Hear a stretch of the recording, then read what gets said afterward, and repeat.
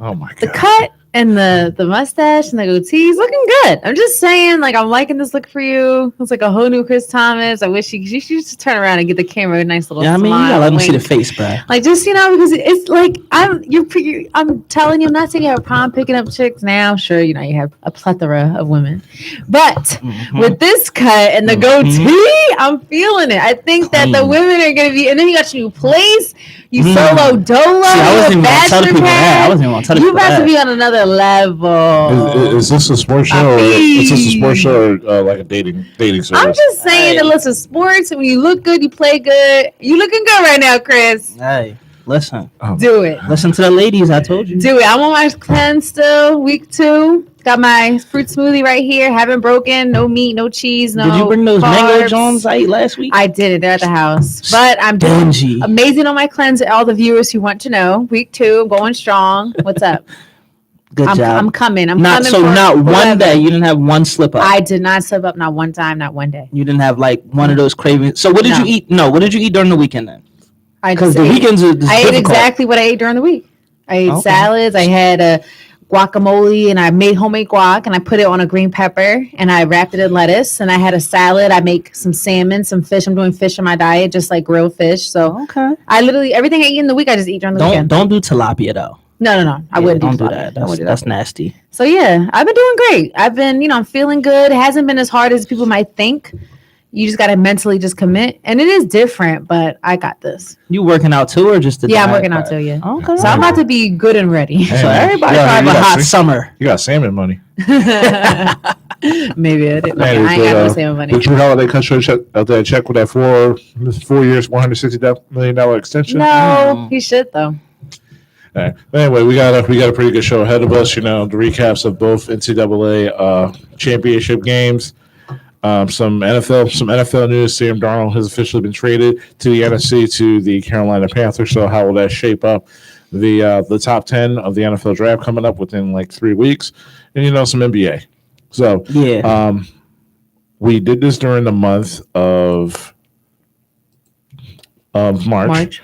So I feel like, because she did such a great job with it, I feel like, what? We don't need just a month just to honor our women. Why don't we just do it every week? So, Carm, the floor is yours. Continue to put on for the ladies. Okay, so welcome back, y'all. So this is going to be the Carm Corner, Carm Talks. Oh, I like that. Okay, and for Carm Talks this week and every week, I will be talking about my ladies, women in sports, or just women who I think are doing great things or, on a popping. But this week is going to be sports.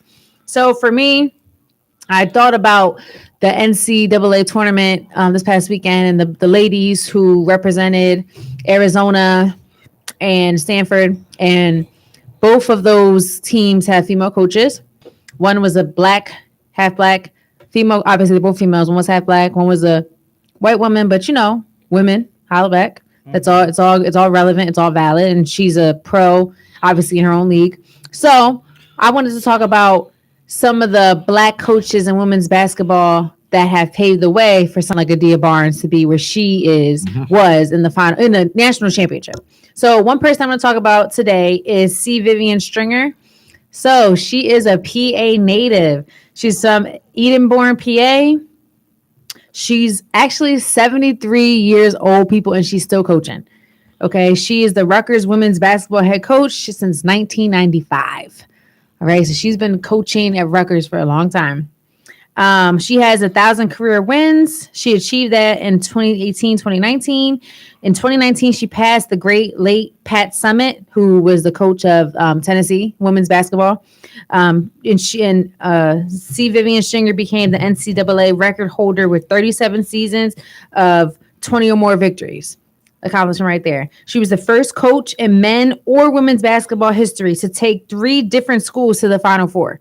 So in men or women's history, she was the first person to ever do this. She took Cheney, which our local Cheney, to the Final Four in 1982, Iowa 1993, and Rutgers in 2000 and 2007. She has an overall record of 1,041 wins and 421 losses. That's a lot of wins. Hold on, repeat that again. She has 1,041 wins Dang. and 421 losses over her career. She has over a spanning a 50-year career right now. So she ranks 5th of all time among NCAA women's b-ball coaching victories. What else? Okay, so since being at Rutgers for the last 25 seasons, she has a record of 521 wins and 286 losses. She led the Scarlet Knights, that's the Rutgers women's basketball team, to 17 NCAA tournaments, including 2 Final Four appearances, and they won the women's NIT championship title in 2014. She got inducted into the Naismith Basketball Hall of Fame in 2009, and with her voting class, she got in there with Jordan, David Robinson, John Stockton, Jerry Sloan. So she's in great company when she was voted into the Naismith Basketball Hall of Fame. She's the 11th women's coach to win that illustrious title. She started her career in the early 1970s at Cheyney University, so a local Pennsylvania girl. You know, this is Philly. She was inducted into the Women's Basketball Hall of Fame in 2001. And she's been known to coach a lot of the WNBA greats, like Erica Wheeler from the LA Sparks, who was named the WNBA All-Star Game MVP this past year. And she's also a mother of 3. She's been married over 40 years. And her thing with coaching is obviously she wants to be known as a great basketball coach, but she wants to be known. And I want to quote this. She talks about this in one of her interviews, saying that so she was talking about a recruit and telling the mom what her daughter was going to learn from being one of her recruits, being part of her part of her program. And she said that she's not only going to learn basketball, but she's going to learn etiquette. She's going to learn how to carry herself the right way. She's going to learn how to speak properly. She's going to learn how to be a young lady. So she strives to kind of cultivate our young women to be women of the world outside of sports, in sports. And she's still coaching right now as a 73-year-old woman with such an illustrious career. She's still going. Wow, that's awesome. So, and she's a PA native. She's coaching in our backyard at Rutgers still. So definitely shout out to her, because even during the Final Four, Dawn Staley, Adia Barnes, all talked about how she helped pave the way for them, and they are all kind of a support to each other. So definitely shout out to Z Vivian Stringer, who is still paving the way for our young ladies in basketball today. It's so crazy because I thought you had to be done to be in the Hall of Fame. I didn't know you could be in the Hall of Fame and still be active. Yeah, she's still coaching. That's pretty impressive. And her teams are competitive teams. Like this past year, before the 2020 season got canceled because of COVID, her team was on the brink of possibly, making some headway in the tournament. So she's still relevant. She's still coaching. She's a mom, probably a grandma at this point. So shout out to her. That's pretty dope. Nice. All right, I'm loving the Carms Corner. We got to keep these up because I'm getting mad women's stats that I'm absolutely unaware of because I'm completely blown away by that stat. That's pretty awesome. I feel like that needs more light shined on it for sure. Yeah, definitely. Absolutely. Great job, Carm. Thanks. And we might as well go into college since we already talking about it a bit. Yeah, got the big I'd say shocker with Baylor beating Gonzaga last night, both number 1 seeds. Baylor getting the win 86-70 over Gonzaga. What do you guys think about that game? I mean, for me, I was surprised to see the so talked about, so illustrious, perfect season Gonzaga kind of fall the way they did to Baylor. But from that game, it shows you that toughness, hard defense can shut down anybody. Shutting people down defensively, and then obviously having offensive weapons, that matters. But their defense was because here's the thing: you can score, but can you stop the other team from scoring? Right. So the Baylor Bears, they did their thing and they completely shut down Gonzaga. And it's crazy because I was upset. I wanted Baylor to win because I was mad that Gonzaga beat UCLA because I started watching. That was a crazy ending. Yeah, I was watching UCLA from the beginning of the tournament. I never really watched them before this year's March Madness, but I watched them from the kind of the beginning. I'm like, I like them. They're not Juzang. I thought was so nice. I'm like, oh, I like UCLA. They're good. And when I saw them made it to the Final Four, I was rooting for them. And then when I seen that shot, and I was like, oh, I was upset. So I was rooting for Baylor anyway. Yeah, I had a few UCLA fans. We're all in a group chat together. So when they saw that shot, I was like, I don't want to talk about it. Right. Yeah, but I kind of had a feeling that Baylor was going to win because just off that UCLA game. Because Gonzaga, obviously, before the tournament started, they had the easiest bracket out of everybody else throughout the entire tournament. They never got punched in the mouth up until that UCLA game. But unfortunately, I had UCLA winning the game. If I was a betting man, I probably would have put money on the money line. I probably would have won. Yeah. But them getting punched, they recovered, but it took a miracle shot in order for them to advance. Right. Baylor punched them in the mouth early, and Gonzaga never recovered. Mm-hmm. They never figured out how to, fully take advantage of that 2-3 defense. Nope. Gonzaga on the other end, their 2-3 defense got absolutely torn apart by the Baylor guards. Timmy, as much as they did a great job, negating the pick and roll using that 2-3 zone, and those Baylor guards, he was getting chopped up on defense too. Yeah, let's not forget that. Yeah, so it didn't matter what kind of zone look they did. It didn't 2-3, they got popped up. Then they came out in the second half, tried to run a 1-3-1, and that got torn apart also. Listen, it was just Baylor's night. The guards were really aggressive going after Timmy and Suggs. So honestly, props to them. And more importantly, I'm kind of glad because in a way, I feel like, them winning, their championship kind of made up for the fact that the women's team didn't got robbed. Yeah. Yeah, no, for sure. And also, too, Baylor, the men's, this is their first championship in Baylor men's basketball history. It's their first. And it's crazy because the women, Lady Bears, won their first national championship on April 5th, 2003. And the men's Baylor Bears obviously won April 5th, 2021. So they both won on the same day, the same city, just years apart, which I think is cool. They got their first one. So shout out to them. And I definitely agree because I was rooting for Baylor so bad, the women's, when they were playing UConn. Like if Didi didn't get hurt, we talked about this. Yeah. UConn would have lost that game. And they kind of got exposed too when they played Stanford, like wholly exposed. Yeah. So I'm definitely happy for the Baylor guys. Yeah, it was a good game. I mean, in the beginning, the way that Baylor got they got out to a hot run. They were up at 19 points at one point. Yeah. I saw a funny tweet. It was Baylor came out so strong, they could have beat Team USA. They was not playing. But here's my thing about it though. They shot 10 from 23 from the three, which was good. They were lights out. It was like you were talking about earlier, Carm. You were talking about defense. I love the just energy around the board. This stat alone just tells you nothing but nonstop energy, and I wanted it. They had 16 offensive rebounds. That's what Baylor had as a unit. That's absolutely insane. They were out there balling, giving everything that they had. If Jalen Suggs didn't get into foul trouble early, I think that score would be much closer than what it really was. Because to be honest, I don't care what anybody says, he was the only NBA player on the court. You can tell which guys have NBA game and which guys don't have NBA game. Yeah, but at the same time, Suggs didn't get it going until the second half. I mean, no, I agree, but that he got in foul trouble early. Yeah, but he was unstoppable for real. As a freshman carrying that squad, yes. I wouldn't go that far to unstoppable. He was. She said I wouldn't go that far. He was. I wouldn't go there. Nah, he was. 22 points. We don't do that here. What you mean? Unstoppable. He was. Who's a James Harden fan, so he loves the See, vocab. I pick him early. He loves the vocab, I'm already man. talking Jalen Suggs. I pick him early. Just know that. The only thing I didn't like though is just kind of watching the national media talk about these kids as they're professionals. I don't like that because they don't get paid like professionals. So I don't want to hear anyone's overrated or they made a lucky game-winning shot or something like that. I don't want to hear none of that stuff. Those kids, it stinks that they even got to do press conferences and talk to the media when they're not getting paid a dime. We know they're not there for that scholarship. So talking to people overrated, Gonzaga had a beautiful season. They had a beautiful season. They were undefeated all the way through on their way to making history. So I don't want to hear talking about these kids as overrated, underrated, lucky shots. Nah, until they start getting paid like pros, then maybe we can talk about stuff like that. Until then, we're just going to let these kids enjoy playing basketball and leaving it all out there on the court. Yeah. And that's all I got to say about that.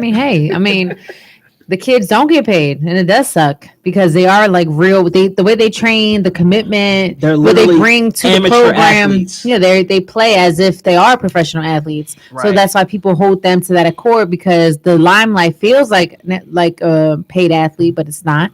Mm-hmm. So that's that narrative. But I want to talk about the ladies' national championship game, Arizona versus Stanford. Now I was rooting for Arizona. I was rooting for Adia Barnes.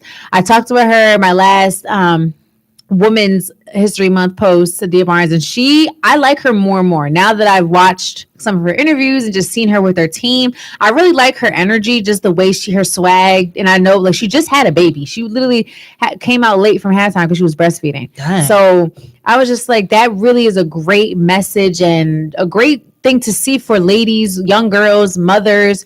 You can be a professional, high-powered job and still be a mother and still do your motherly duties and not feel guilty about it. Right. It's a norm. It's okay. It's not like you have to keep the mother stuff. Of course, you want to keep professional and personal life separate with certain aspects, but I think it's great to see that on a national scale. Like she's in the final, she's in the national championship, the highest level of college basketball, and she's still a mother handling her business. That's pretty dope. So I was that's just a sidebar with that. But in terms of the game, I was rooting for Arizona, like I said. My biggest thing with them is, so Stanford had the size, obviously, and they were just offensively making their shots. Arizona couldn't make nothing. They were just missing everything. Like, Aari McDonald, she's amazing, but that game did not showcase her true skills because she was missing everything. Like, and here's the thing with her. I don't know if the announcers just had this information and the other team doesn't have this information, but the announcers are even talking about how Stanford's strategy was to cut off the left corner box of the floor and call it Aari's box. So I'm wondering, did Arizona know that? Because every time Aari would go to that spot, I guess it's her soft spot to kick out or whatever, but every time they just had that answer for her. Every time. I'm like, I just wanted her to just gun it. Like, just shoot, girl. Just shoot the lights out. Because you can. You shown it. You proved it during this tournament. So I was upset with that because I feel like she could have played better. And just so, like, Arizona, their team did not step up offensively the way they should have. That girl off the bench, I forget her name. Her last name ends with a P. She came off the bench, but she was like a starter. She played great, and she gave them so much energy. If it wasn't for her, their offense, they wouldn't have been as close as they were. If it wasn't for that girl that was off the bench. Yep. She did great. But overall, I think Stanford played a really great game. Haley Jones is nuts. I think she's a great player, great facilitator. She has great size. Haley Jones, shout out to her. But Stanford made a lot of mistakes. They had I think 20, almost 21. How many turnovers? I was going to say they got lucky because they had 21 turnovers. Right. Like, to win a game like that, you have 21 turnovers. And Arizona had how many? Arizona had 9. Yeah. So in the total of the game, at one point they had 18 and Arizona had 4. Yeah. So for them to be beating you and they have 18 turnovers, you're offensively just dead. You're not making anything. They weren't hitting nothing. Because they had chances. They shot 20% from 3. Arizona really struggled a lot. I really think that Stanford got lucky. Like you don't win a game with 21 turnovers. Even that last play, last Stanford play with what's her name, Williams or hold on, Walker. Zach Morris timeout. Once again, you're listening to 98.5 WJYN, running back sports show, sports for the culture. Chris, Mark, and Carmen. Wait, you just literally just got done saying 5 minutes ago, I don't want to hear about anything about being lucky or like overrated and all that. I never said nothing about being overrated or anything like that. I put my analyst hat on. I'm saying, how do you win a game with 21 turnovers? That's not a knock on nobody. I'm just saying, like, you can't say you just said like, well, you can't say about you don't want to hear about some lucky shot that Gonzaga made all the way to the finals. And all of a sudden, 21 turnovers. All they got lucky because you don't normally win a game like that. Yeah, you don't. Listen, sometimes luck plays in sports. It's sports. Sometimes the ball goes your way. Sometimes it takes a lucky bounce, a double doink, a quadruple doink in a basket. It happens. It does. No, facts. But I didn't say that. I didn't say what Mark said. So I'm going to say what I'm going to say. I said what I said. So I do think that Stanford did get lucky in terms of Arizona made the shots that they got. They got shots. They just were missing them. That's where I was going. They missed shots. Okay. So if they would have made the shots then they would have won. It was a close game to the end. And even that last play, Stanford just threw the ball away. They got no shot up, nothing. So in that play with Aari, I don't agree with that play. I know that she's your girl, but I think that it was too expected. They knew you were going to Aari at the top. I think they should have been like a play to the middle, maybe like a give and go, like a pass and a pass to the middle, like something quick, something just an easy two that they weren't expecting. They knew Aari was going to get it at some point, probably near the top because that's what she's known to shoot at. So I was a little disappointed, but I think Adia Barnes is great, and I love just the rapport she had with her team, like saying like F everybody, I will ride with you through everything. Just that kind of mentality of, just going to say, not only being a soapbox, because this is how it should be all through sports, but just women, like lifting up other women and supporting other women is very important to see and to hear, like a Black woman supporting her players. Yep. that's very important to see that and hear that. Like and that's how she was like, I will ride for you. You're my team. Not about money, not about, what brings to the school, but just you as women, as people, I care for you and I believe in us.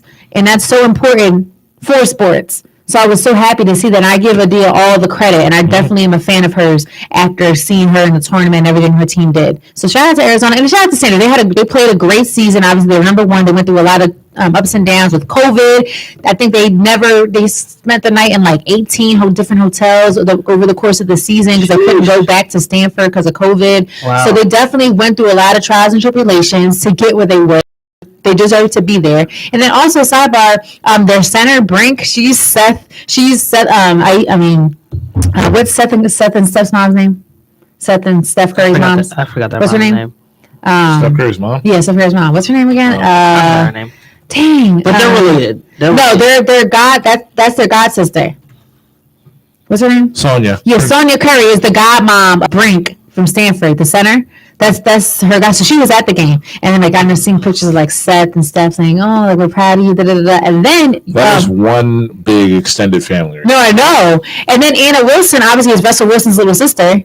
So I think she's a point guard for Stanford. Yeah. So that's that. And Russell was at the game, so that was kind of cool. All those, it was just like a cool mix of people. And the person you mentioned earlier, Shayna Pellington. Yeah, Pellington. She played amazing. If it wasn't for her, they wouldn't have been at the end close like they were. She played great. So shout out to both teams, but definitely shout out to Adia Barnes in Arizona. Like I said, I'm a fan. Yeah. Right. So, Carmen mentioned this earlier, like in our discussion earlier this week about, the draft coming up. So, out of everybody in this tournament who could be eligible to be drafted, because you have to be 22 years old or at least a senior. Mm-hmm. So, who's on your radar?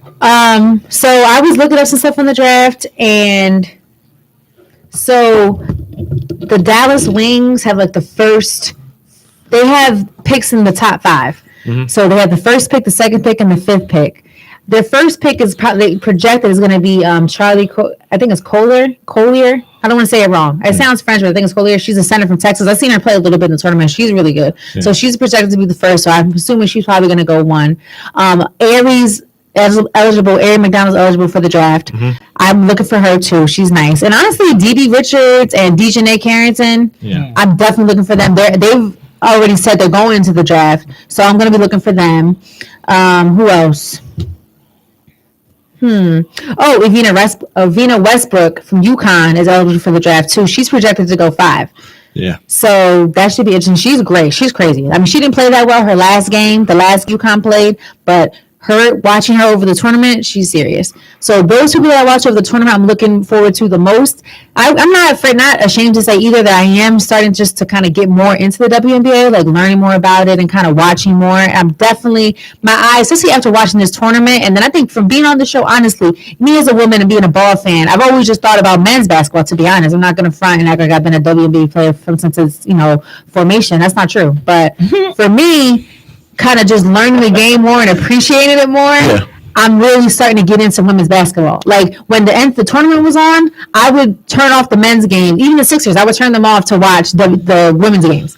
I'm like, yo, these girls can ball. So now I'm really starting to get into it. So I'm definitely going to be like, my eyes are getting, I'm definitely going to watch the draft. So I'm excited to see like how that all works for them. Yeah, I got to definitely start making more of a commitment to especially watch these tournaments. I agree. Yeah.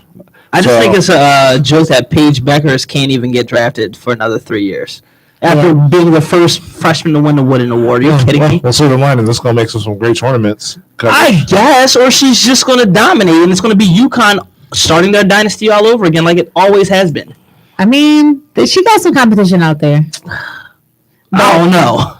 Maybe. I don't know. She be hooping. Shorty be out there. No, but as you know, other things had to come into play for her to be on a winning team. Especially with how these girls play, it's tight. Like them girls can ball. But when you it's just UConn. They get a lot of the top recruits. That's UConn, Tennessee, Baylor. Yeah, that's true. But also, Arizona, South Carolina with Dawn Staley. And I think, like I said, that was the first time Arizona ever made it into the Final Four. So all these things that haven't happened in women's basketball are happening now. So now it's opening up the field of, like other schools can make it into the big stage, have great programs. Yeah. So it's like you realize, like, okay, going at UConn or just riding the bench for all these years, waiting for seniors to eventually get your chance. This is not just the only way anymore. I can go here and learn. I can go here. Under great coaches too, and I think it's great that Adia Barnes and Dawn Staley, all ex-WNBA players, all have championship. It's like Adia Barnes won a WNBA championship. So that kind of leadership, you don't see that as much. Like you don't see, if that's like Steve Nash recently, you don't necessarily see. Oh, don't even talk about him. Ex-champion, champions being NBA head coaches. You don't really see that, and to see that kind of the trickle down from the women's league, I think that's great. Yeah, and speaking of that, over to the men's side, happy trails to Roy Williams, who officially retired. Yep. Yes, did you find out who his replacement is going to be? Yes. Herbert, what's his last name? Davis. Herbert Davis, A brother. a black man. I love that. Yeah, the first, pretty much the first black coach in University of North Carolina history. Insane. It's so weird still hearing like the first in like 2021, like the first black or first female. It's still like weird to hear, but I guess we're doing something, kinda, maybe. Yeah, it's a stepping stone, and it's a necessary stepping stone. You got to start somewhere. I mean, if you think about it, Mark, think about when segregation stopped. That was in what year? That maybe like 60 years ago? Like less than 60 years ago. So segregation stopped less than 60 years ago. Which is so for it to be the first NBA, college black coach, that's not that far-fetched. Because think about how long these institutions have been based upon white people, people have, just the hierarchy of our society. Think about it. That's true. So it makes sense. It's still crazy. It is crazy because we've come so far. As minorities have come far, but there's still so much more to go, especially for women, but obviously for people of color. Yeah. Right. But I feel like, in terms of like the NCAA and like players and whatnot, I feel like we'll get there. Management is a completely different story. Yeah. Because we all know it's just a good old boys club. So. Yep. For sure. There's definitely going to be a lot more African American coaches popping up in the NCAA for sure, especially the more and more talent that goes through the NBA ranks who, get older and decide like, hey, I want to lead young men to, possibly a national championship or just teach young men in general. And sorry. No, you good. You got it. So, and then I was reading up too, when I was reading up on Vivian Stringer, I was seeing that the article about coaches, like 7 black women coaches that could have the credentials to be NBA coaches. And they were like giving all these names of all these past coaches that could be like Dawn Staley, people with that kind of caliber that could possibly lead in the men's league. And why not? Why can't they? They have championship experience. They, whatever the case may be. So I think what's needs to come too is, how people talk about Becky Harmon from the Spurs and how she's, making moves because she's the assistant on the Spurs and she coached that one game and Pop went out when he got ejected. What about having women in the NBA who are always at high roles on teams, possibly head coaches? Why not? I mean, you're starting to see it a little bit more, like as far as like having like women referees in the NBA. So I mean, that's a start. I mean, it's going to continue to open the door, giving women more. I guess I'd say places of authority, as far as that, even front office positions. Like, I just think the problem is the perception. I'm not going to say if I'm wrong, but the perception is women coaching men in a team, men in a league. That just looks weird. Like it looks weird to see a woman coaching men. In a man's game dominated by men. I get it, but we need more progressive thinkers out there. Like, no, I agree. Like we have women out there who can like really draw up a play, X's and O's, this, that, and the third. All right, let's do it. Like it doesn't matter how it looks. Like we got to be more progressive as a society. I mean, we just had our first female vice president. Right. So think about that. So that just shows you a black one, the scheme of things. Right. Even I know LeBron was saying he wouldn't mind like ball is ball. Ball. Then that's it. That's all that matters. Right. And, I feel like LeBron is down with it. Then it's like, come on, y'all, get on this train because so many great women coaches are out there that could be helping these men, helping the men's league. That's why I love watching Candace Parker on Tuesday night run circles around them boys at the desk. Like, I love it. Like, go ahead, do your thing. Yeah. And once again, you're listening to Uptown Radio Philly, 98.5 UptownRadioPhilly.org. And on YouTube, Chris Thomas, Mark, and Carm. And if you want to join the discussion, Mike, want to give that call number? Yes, that number is 215-763-9596. Oh, wow. Oh, somebody already had it? Yeah. All right. Have to see. 98.5 WJYM. Hello? Hello? No. All right. And, speaking of LeBron, did any of you get a chance to watch the Space Jam 2 trailer? I did see it. It looks pretty good. It does look pretty good. It looks cute. I like it. It looks cool. It's gonna be interesting though. I'm probably gonna see it. I ain't gonna lie. I'm not gonna see it in theaters though. I'll HBO Max it. Of course, everybody's making the comparisons. Jordan and LeBron. Now we're gonna continue on with this conversation for the next 90 years. Well, LeBron was better than Jordan. Jordan is a classic. Here's one thing I will say that I noticed though, that I'm already giving LeBron the edge on Space Jam 2. The guys in Space Jam 1, none of them won a chip. Like none of them. Like LeBron's actually facing up against guys like who can actually cause him some trouble. Like that's why Mike got the stretched arm, because none of them boys, you know what I mean, they got the championship DNA. I'm sorry. Charles Barkley, Patrick Ewing, Sean Bradley, I'm sorry. Muggsy Bogues, Larry Johnson. None of them got chips. So now we got Dame Lillard, we got Anthony Davis, Klay Thompson, Diana Taurasi. Like there's so many more people in there who have championship caliber that could give LeBron Championship caliber? What? So you're saying that? Hold on, I'm sorry. and rings that can give LeBron So now the only people that are relevant to be playing against someone in Space Jam is people who have rings. No, I'm giving LeBron the one up in this conversation because of the guys, the Monstars. None of them was champions. The Monstars in the first one, they were crazy. They were crazy. The first Monstars. I know. LeBron's facing 0 MVPs in this. Oh my God! I'm just saying, I'm trying to give my man LeBron the easy one. I'm sorry. Listen, Charles was the MVP. Oh my God! Ewing was the MVP. Bro, they have Muggsy Bogues on the court. Stop playing. So he could ball. Why they gonna have what rings are they? As long as they talk about Because rings. that's all everybody talks about. So you're trying to tell me Muggsy Bogues wasn't tough? He was tough. He was definitely tough, but that's all they talk about. So I'm already looking. If you line up the squads, Oh, yeah, I mean, I'm going with the goons already. Damian Lillard gonna be shooting goons. Yeah, the goons over the Monsters. That's what the goons. You know the name already? Yeah, y'all ain't been on Twitter. I know y'all. Never mind, y'all don't be on. Okay, don't sit here and talk about championship experience and then at the same time say Damian Lillard. No, I know. I said Klay Thompson. I said Anthony Davis. Don't forget those other names. I mentioned Diana Taurasi. So come on. You mean the Anthony Davis that was teammates with LeBron? Yo, all I'm trying to do is give my man LeBron an early edge. Don't come at me. No one's trying to give LeBron the edge. I said that. I'm trying to give him an early edge on the debate. Competition comparison. Listen, all I'm saying is this. If I don't hear Seal during this soundtrack at all, then I'm still giving Space Jam 1 to... You trying to kiss? What is it? Kiss by a Rose? No, it's flying like an eagle, man. Kiss from a rose. My bad. Yeah, I'm not gonna play Fly Like an Eagle. Yeah, but they play remix of Space Jam, though. That's cool. I'll do that. Space Jam is a cold classic. Like, I don't know what can compete with Space Jam. I get it. I think this Space Jam 2 is going to be great for the younger kids because it's LeBron. That's like their Jordan. So I think it's going to be great.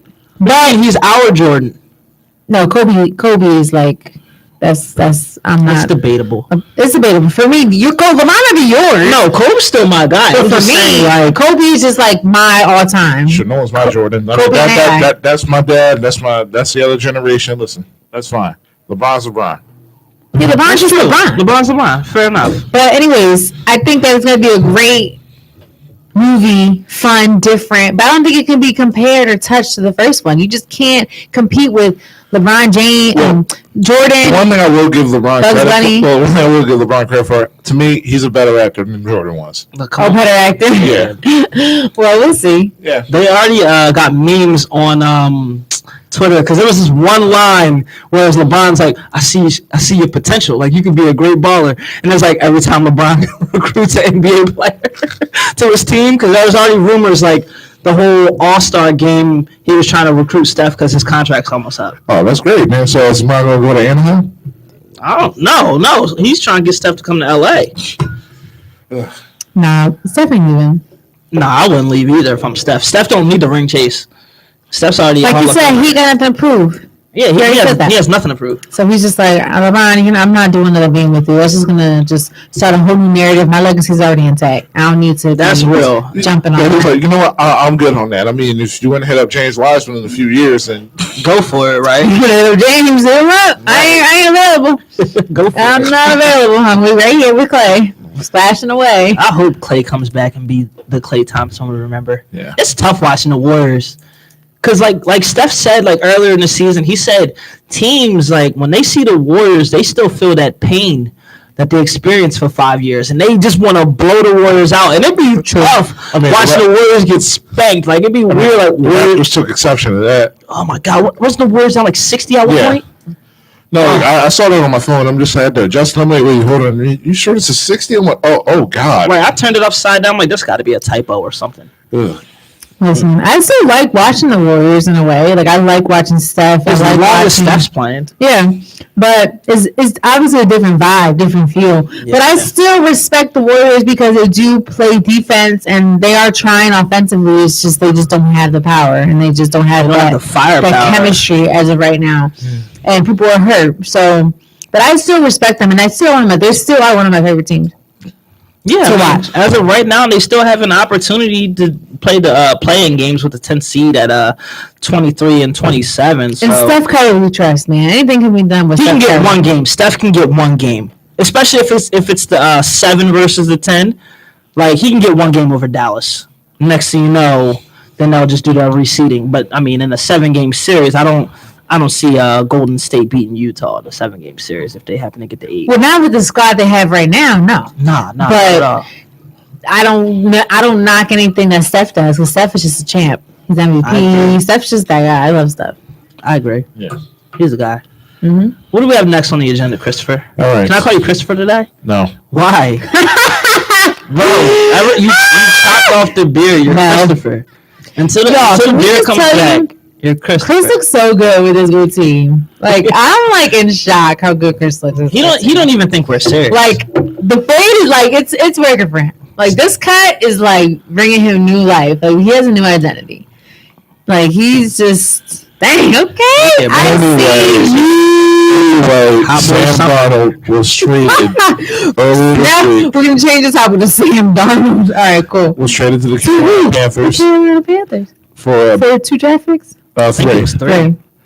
A 4th rounder, a 2nd rounder next year, and I believe a 4th next year also. So they didn't trade their pick though, right? They didn't. still have the number Yeah, they still have the number 8 pick.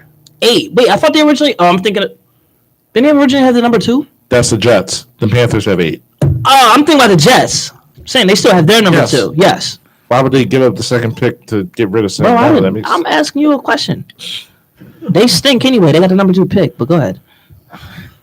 Well, they could have had the Why first doesn't pick. call in too if his feelings is hurt when I said the Jets stink? They could have had the first pick and had Trevor Lawrence, but they had to win those 2 games. So Yeah, but anyway, and people are going like back and forth about whether or not does this benefit the Jets or does this benefit more Carolina.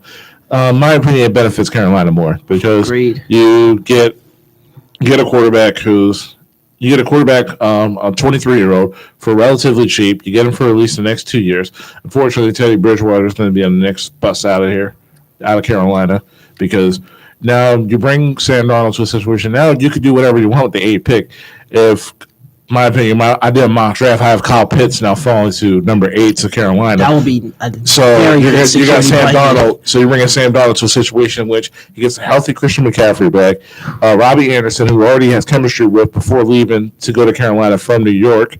You still got DJ Moore, and then you bring in a guy who's 6'6", probably the most athletic tight end specimen to probably come out in the draft in probably like the He's last free. several years. Yep. So, and not to mention, he's not just a tight end. You could put him anywhere. You could put him as Put a him as receiver. slot. Yeah. Yeah. So it's like him having those legitimate weapons with Joe Brady calling that offense. That might be something that definitely you need to watch out for, going forward. Yeah, I like the trade as well for Carolina. I'm just still confused as like what.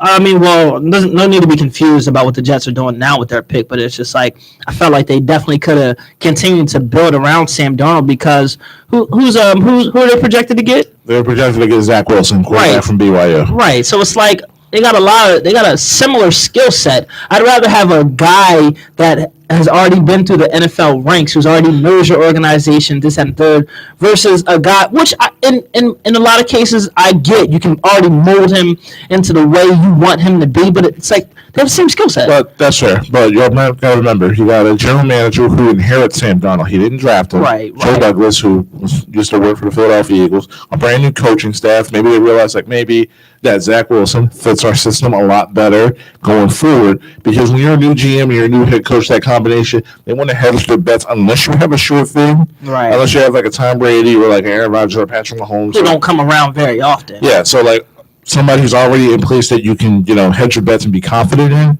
You want to put more of your stock into a guy that is going to be coming out of the draft, and you can use that rookie contract and definitely build your team around. Yeah, I mean, I get that, but it's like now you're also teaching him to be a pro as well. Like you're already talking about a 23-year-old pro. All you got to do is build around that, get a couple of weapons, see where it goes. But we also need to realize, kind of similar with Matthew Stafford, similar with Carson Wentz.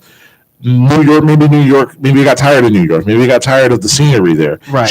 I'm always an advocate when it comes to, especially in the NFL, change of scenery is always good. And more particularly, the player that's leaving out definitely needs that change of scenery. I was going to say that too. Yeah, because when you're done, you're done. Yeah. I think they were just all together. Everyone was just done with each other. So maybe Sam was like, all right, deuce. And then the Jets was like, see ya. We got a new guy that's going to come in, fresh start, no kind of history. Maybe the Jets felt like we want to have a start where our quarterback and our whole squad, everyone's sort of new, and we don't have the past of our failures, our injuries, and everything that went wrong, and all the dumb stuff that we did. Let's just start from where the winning Jets now, fresh team. Let's do this. Let's conquer the world.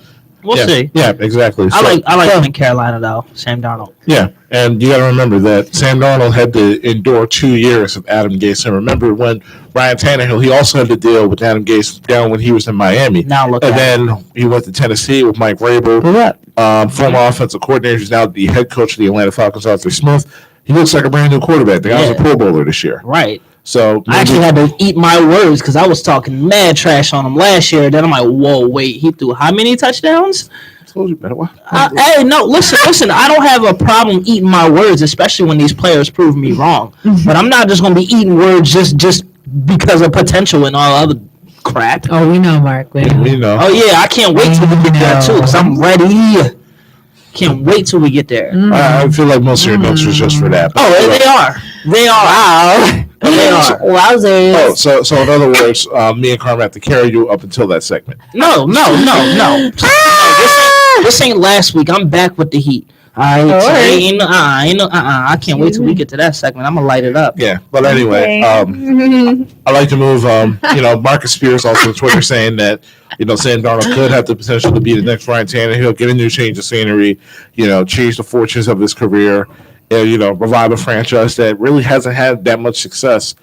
And the Carolina Panthers, they haven't touched the playoffs since Cam Newton left, right? Fully healthy. So maybe now with him, Christian McCaffrey, DJ Moore, Robbie Anderson, and honestly, if my mock draft is correct, maybe get a Kyle Pitts or a Jalen Waddle. Who was that running back who stepped in for Christian? Mike Davis. He was tough. He was pretty good last year for Christian McCaffrey. Yeah, he did a good job filling in. He's in Atlanta now. He got dang. Yeah, he's in Atlanta now. Hopefully, getting some money. Oh, I don't know. I was just curious. Yeah, I was gonna say that'd be a nice little two-headed monster right there. I don't know why teams don't do that anymore. Then again, they don't care about running. Well, the amount that you pay Christian McCaffrey, that's true. You got to make up for. That is true. That's very true. Yeah, and once again, you're listening to 98.5 WJYM Running Back Sports. Chris, Mark, and Carmen. If you want to join the discussion, Mark, want to get that call number? 215-763-9596. Absolutely. We're talking NFL, NBA. What's ever on your mind, man? Just give us a call. We ain't going nowhere for the next hour or so. Nah, we'll be here. We ain't going nowhere. Yeah. So what's up? You got your mock draft ready? Yeah, actually. Since we're already on NFL, I'm here. What you talking about? All right. So I decided just to do a little mock draft. I'm gonna, release the first, 10 picks. Later in the night once I find proofreading and everything. So obviously, the first pick is going to be obvious. It's Trevor Lawrence of Jacksonville. That's been a lot. We have to do an intro. Ladies and gentlemen, coming live from Rainbow Expression, Christopher Thomas, fresh cut, fresh goatee, blonde. Okay, you can't see what we can. Let me tell you right now, Christopher Thomas is 2021 mock draft for the culture. Get ready. Christopher, take it away. All right. that is some intro. Yes, take it away, Christopher. What's number one, Chris? Give us your number one. Honestly, I wouldn't mind you actually recording that. No, we will. We'll record that, John. We'll get in the booth. All right. NFL draft's a little, 3 weeks away, with all the trade ups, trade downs, and, the Jets official closing the door on Sam Darnold, trading to the Carolina Panthers. What does this mean? So, for the first pick, Jacksonville, this is the easiest pick. It's been a lock ever since Jacksonville secured the number 1 seed. It's going to be Trevor Lawrence. I don't really need to harp on this much, but Sunshine not even that good. Yeah, so I'm really curious to see. He's not. Christian's like, whatever. He's not. Yeah, so why is he going number 1 if he's not that good? Don't even get me started with with my conspiracies. Do not even get me started. So I'm not going to get into it. Anyway, right there, Krista. Who's number 2? Number 2, the New York Jets. They're going to get quarterback Zach Wilson. Obviously, with Sam Darnold being gone, they're obviously going to be in the market for a new quarterback. Over Trey Lance? Listen, Joe Douglas was front and center at Zach Wilson's pro day. So if anything, that tells me everything they need to know what they're going to be. Ball. Yeah. So number 3, I have to change this pick. I had Justin Fields right here, but it's sounding more like the San Francisco 49ers are all in on Alabama quarterback Mac Jones. Oh, my God. Which I really don't understand at all. What are they doing? That doesn't fit them. They got Trey Lance and Justin Fields on the. This is a part of my conspiracy. Yeah. All right, I really don't understand it either. He doesn't really offer you that much than what Jimmy Garoppolo offers you, except the fact that he's younger and he doesn't have that much of an injury history. But if I had it my way, Justin Fields would be here. He ran the fastest 40 since 2006 after Robert Griffin III. He offers you a dimension which Jimmy Garoppolo doesn't, which is the ability to run the football and extend plays. And pairing him up with Shanahan's system with Brandon Ayuk, Deebo Samuel, and George Kittle with that offensive line and that running game would be something great to see. I would love that. The 49ers will definitely be. Hold on. So I'm just trying to get an understanding.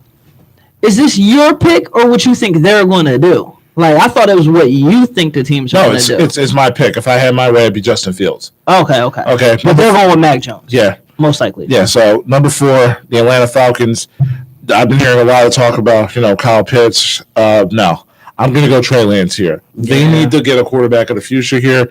Next year's quarterback class isn't that strong, so you might as well need to nab yourself a quarterback now, which is also the reason why I was going to get into about, regardless of the reason why they shouldn't stick with Sam Darnold, the quarterback class next year really isn't that strong. So if you have an opportunity, especially with a high pick, to get a guy into your system right now, now's the time to do it. So wait, question.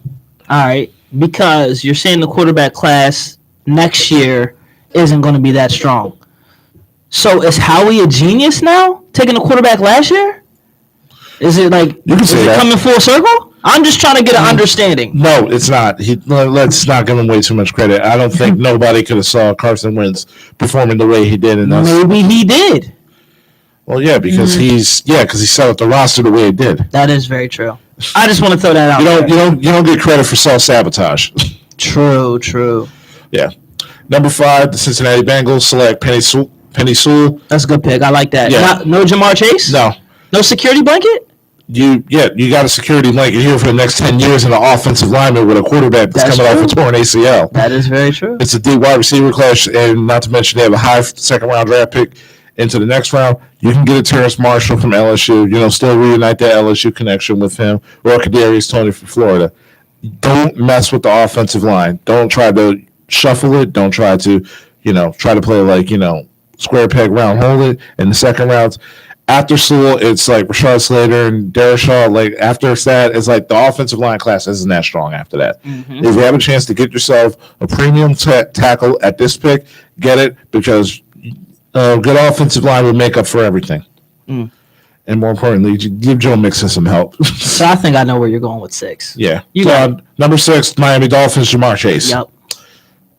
Tua's going to do his second year, get him a legitimate number 1 wide receiver. Devontae Parker's not in, so Tua's going to be coming in with Jamar Chase, Devontae Parker, Mike Gesicki.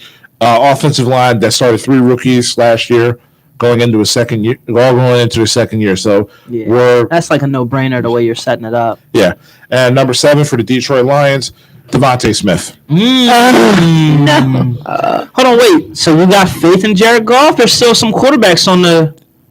There's no wide receivers in Detroit at all. Marvin Jones left. There's never been since. Marvin Jones left. Kenny Galladay signed to the Giants. Their number 1 wide receiver right now is Tyrell Williams, who was out last year with an injury. So you got to bring some wide receivers in. Devontae Smith, I don't care about his size. Marvin Harrison, to me, has the same build, and he was a future first-round Hall of Famer. Not saying Devontae Smith's going to be a first-round Hall of Famer.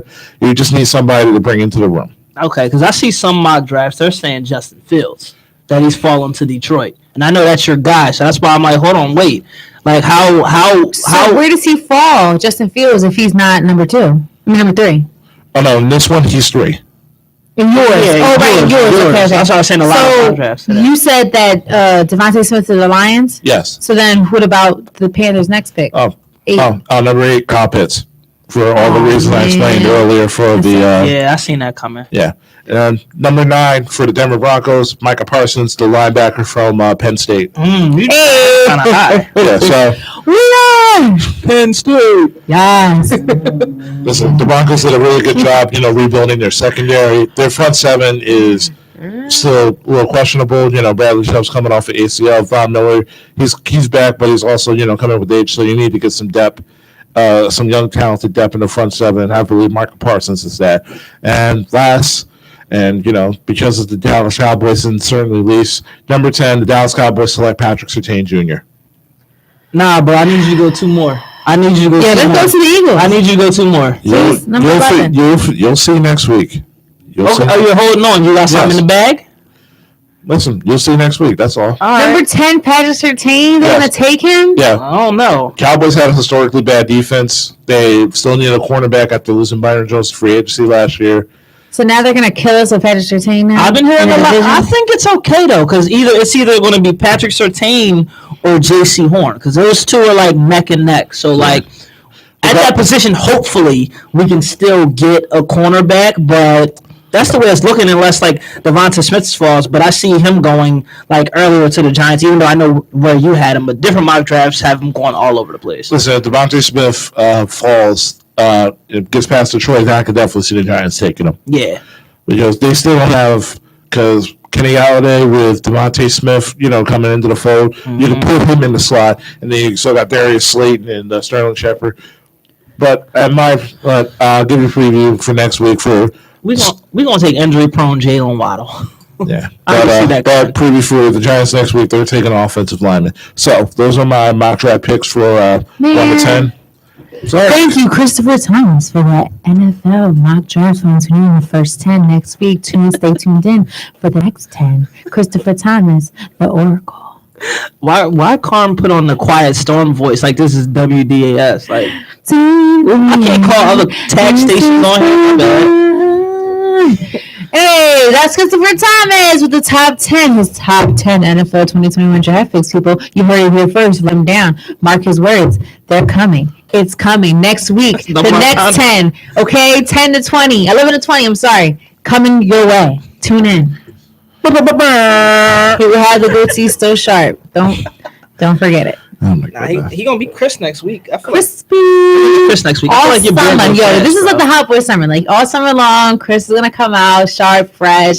He's gonna come in here with a button up one day. I was gonna say, if he come in here with a bow tie on, Chris is gonna be sharp as heck. This summer. if I see your ankles, this what? We're gonna get you theme music. Forget Mr. Norris theme music. Yeah. We need Chris Thomas theme music when he comes in with the cut, with the goatee. Only reason I was saying if I see your ankles is because I know people won't be on their brunch vibes, dressing like they was at the Met Gala. So I don't know what you about to pull out your bag. Here we go.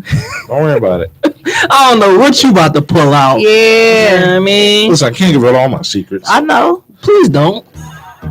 Hey. That's That's how Chris gonna come out. Yep. He gonna have a whole part to the side. I can't believe it, dog. Anyway. Go. Oh, that was our NFL segment. So, moving on. So, with that being said, don't come in here with like no fresh cut, no fresh nothing, because we gonna say something about it. Like we gonna say something So about let me it. just ask you, what made you do this? Is this because you got the new place? You like, all right, biddies, I'm open for business. She said Got the cut, I got the not in middle place, I got the school. apartment. Like, what's up? What made this come about? y'all still on this? Fresh weather, the nice weather. I'm personally wanting to know. Inquiring minds are wondering. Listen, it's too hot for This you is to her have- opportunity to get back at you, so I'm enjoying it. Get back at me for what? What For I all the light skinned men that Oh you God, say she yeah, you want, did say that. I'm saying this. I'm truly interested. the floor is yours. Listen, Answer the question. What made you? What brought upon this haircut and this whole shape up situation? so I can't get a haircut now? No, you can't. But like, since I've known Marcus you, haircuts every other week. since I've known you, we not First of all, Mark always has do-rags on or whatever he got on half the time. So I don't know what Mark got going on. But She you, lying. you're always, no hat, no nothing. So I'm just like, what? This is such a change. I've known you for a while now. Just saying. And our viewers need to know. They want to know. I Yes. just wanted a haircut. Okay, we like looking good, feeling good, new place, new you type vibe. Sure, yeah. All right, cool. Chris just got a new apartment, ladies. Why are you putting my business out? It's close by, so if you wanna pull up to the studio, you can walk on them down on home. He gonna set the mood for y'all. Hey, get some mock drafts going. God. Hey, Chris, cut her mic. Yo, come on, Mike. Yo, he's trying to come on. Oh my gosh. What do we have next? All right, Kelly. Anyway, what was our topic? Mike on now? No, you can't. I'm always on her mark. So what was I love it. what was our random discussion topic for the week? I don't know. What was it? I know I feel like you've been slacking on it's that. Yeah, we stopped. I know it's WrestleMania week. Yeah. That's all. How about favorite? What is the one thing that you know spring is here? One thing I know that spring is here. What is one thing that would tell you spring is here? In Philly, the dirt bikes. Dirt bikes are broad. Easy. Yeah, easily. No. Me, belly shirts out. Belly shirts. Yeah. Who be rocking those? A lot of people. As soon as the degrees hit over 60, the belly shirts come out. I'm like, oh, I guess it's spring. Belly shirts with belly buttons. Yeah, for girls. Oh, okay. Okay. Or Rita's, I was thinking Free Rita's Ritas. first. Or I didn't do free Rita's this year. I'm sick. yeah, I wonder why. It's so They weird. hating because of the pandemic. They always hating. Yeah, because they probably don't want a bunch of. No, actually, that makes sense because what I used to do in college, I would hit every Rita's in the area, and Ladies and gentlemen, Mark Thompson. Yeah, for real. When we was out Lancaster, I used to do the 7-Eleven thing where you can take your own John and you get free slushies. I used to hit like every 7-Eleven. So in other words, you ruined it for us. Hey, Pretty much. when you in college, bro, it's free 99 is a real thing. Like I'm not like even to this day, I still think I don't really pass up a meal. Like I always think like, yo, I remember them days eating ramen 5 days in a row. I'm good. Honestly, the only thing that I'm upset about is that I lost my Miller's ID. You slacking. Oh, I just found my Penn State one. I have it in my room. I'm legit gonna use it next time I go to the movies for my student discount. Slacking, boy. Yeah, well, I mean, Let I'm me see gonna it. get in the village for the low when I decide to go back to Lancaster. Look at Mark, Don't do baby that. Mark. Don't Aww. do that. I do look weird. I don't have no facial hair. Ill. Anyhow. Yeah, nah. I think Rita's is one. all right, listen, don't worry. We gotta head back up there. Go to Oh, Jags. I haven't been up to Lancaster in a minute. I can How go. far is Millersville from here? Depends on who driving. If I'm driving, we can get there maybe less than an hour. I don't condone that, but I've never been to Millersville. Yeah. you want to take a trip with us? Sure, show me y'all stomping It's a fun time. grounds. It's a fun time. All right. Well, it's customary. We gotta take you to Jags first. What's Yeah, that? Jackson. It was like our local bar that we would hit up. What, Thursday night? Yeah. Thursday, and then what? Friday was Hope High. Yeah. Yeah, so like Thursday nights. No, Thursday was Hope High. It was karaoke. Yes, Yeah. you're right. Yeah, it was. I remember getting like the pitchers of beer. Yeah. Yes. Okay. And then how much were the slices of pizza? I don't know, like cheap. It was for the low. Yeah. I want to say like $8 for like a whole pizza. Yeah. Or something like that. I know I didn't get the pizza. I got like the chicken strip combo for like $6. Oh, so you was trying to freak it out. Yeah, I'm just like, I was trying to be cost effective. Well, Penn State. Oh, we know. Y'all probably had the finest caviar. Listen, I remember creamery runs, the Berkey Creamery, which is right on campus. Penn State makes its own ice cream that you can take home with you, like in, cartons. Amazing. I used to get Death by Chocolate on a cone. Me and my, one of my roommates, one of my girls, used to go and get creamery ice cream, creamery runs. I remember going to like Mad Max. They don't have real restaurants. Yeah, like just Wings Over. Wings Over was that. And you was on the main campus, right? Yeah.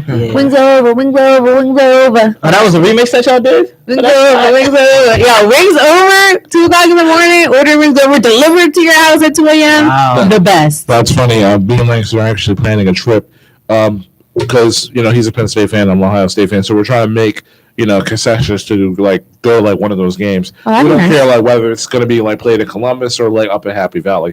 So like Happy Valley, man. That'll be definitely a vibe. Yeah, it's a vibe up there. I honestly miss State. Like I miss certain places to go eat, just going out on College Ave, all that. Yeah. I kind of miss it. Fun times. Back when we Great didn't have as times. much responsibilities. Yeah. I mean, but here's the thing. I'm having great times now, but definitely those times were magical, I'd say. Magical. Yeah, they were. Okay. magical. Magical. Baby. Yeah. Stop. It's the 6 o'clock hour. Yeah. And we usually jump into the NBA, even though we've touched a bit on it. So, let's see. Where are we going with this? Oh, how about this is where we're going with it. All right. Here's the thing. Go ahead. Because I'm going. James Harden is officially out for the next 10 plus days. Kevin Durant is supposed to be back tomorrow against the Pelicans. So once again, the big three for the Brooklyn Nets is their debut. Well, not their debut. Their re-debut is going to continue to be delayed because one person gets hurt again and another person reemerges. What did they do? They did Kyrie. The other one takes PTO Who's born? every week. Huh? The other one takes PTO every Yeah. week. Oh my god! I used to think Kyrie was a complete douchebag. He's actually a great guy. He's seeming like I think the media is starting to change on him to show different parts of him now, not so douchey. The narrative is kind of changing over, but that just shows you the power of the media. Yeah. That they will have one narrative on you, and in a drop of a dime, change the narrative to something else. So I still kind of think Kyrie's a little bit of a douche, but at the same He time, thinks the world flat. Is that why? no, just think something pussy about face? his aura in a way. I don't know. It seems a little douchey, but at the same time, I think he's Oh, the man put Sage on the court. Like, Right. what do you mean? Right, Like, no, from my homeless folk. perspective. No, that's what I'm saying. But I've seen some of the things he's maybe you're done. the bad vibes, Carl. And I'm never a bad vibe. Oh, now it's Chris' turn. I'm never a bad vibe. My, how the tables have turned. First of all, I just gave Chris all the praises and compliments, saying he looks so great, and now he's trying to tell me I'm a negative vibe when I just praised the crap out of him. That's crazy. You don't get it. Okay, great. So,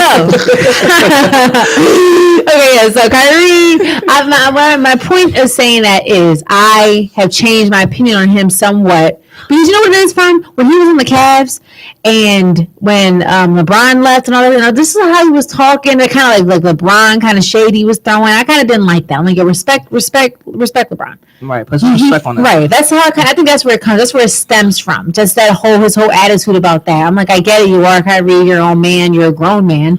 But respect that LeBron is who he is, and without him, you wouldn't have that ring. Mm-hmm. So I mean, but the LeBron haters will say without Kyrie, LeBron doesn't have that ring. But I mean, to each his own. But LeBron, how many rings does LeBron have on his own? That's How many very does true. Kyrie have on his own? That is very true. You Yeah. said number. I mean, to be fair, everybody was saying like, well, Kyrie wasn't hurt in 2015. LeBron and the Cavs would have won. Yeah. Maybe. And look what happened when Kyrie was healthy. True.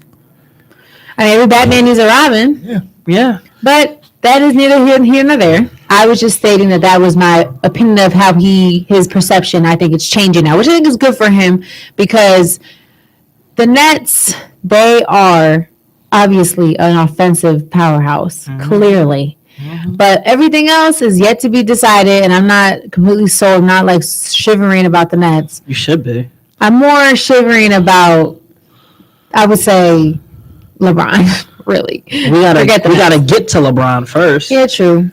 But still, Well, I would never bow down to James Harden. Like I would never say I'm not scared. about bowing I down would to never. James I would Harden, never right? say I'm scared of a James Harden team. I'm just not. Not with his history. Not with his history. Not with how he's played in the past and playoffs and big games. Too bad series. Ain't no too bad series. He's been. And here's the, you can play that whole he didn't have help nonsense. You always try to spin, but he did have help. He's always up James Harden. he's always had help. And every time that he has gotten to the mountain, close to the mountaintop, he has failed his team as a leader, as a superstar. So with that being said, I'm not ever going to say I'm petrified of James Harden because he has yet to prove himself in that manner, in that regard. Yet Yes. he's yet. Yes. So you're saying that our Sixers team they got more. I'm not prestige. talking about the Sixers. I'm talking about James Harden and what he got going. Well, come on, who's your team? The Sixers. All right. But I don't care. I'm just saying. I'm not talking about them at this moment. The Sixers have their own problems. That's outside of James Harden and what he is. Well, I don't even know how James Harden gets into this. He's out for 10 days. We just talked about. We're talking about not the even a Nets. factor. He's a right part of now. the Nets. He is the Nets. Oh, okay. So then there you go. So we definitely should talk about him. Anyways, go ahead, Christopher. I was just gonna say I can't wait for this Nuggets Sixers finals. Nuggets Sixers finals. Yo, Chris That's is gonna be a so funny. sleeper. I mean, for the rest of the world, not us here in Philadelphia, but it'd definitely be a sleeper for the rest of the world. Nuggets Sixers 2021 finals. Yeah. Look, No. Oh, go ahead. Just listen. When was the last time we had a center matchup in the NBA finals?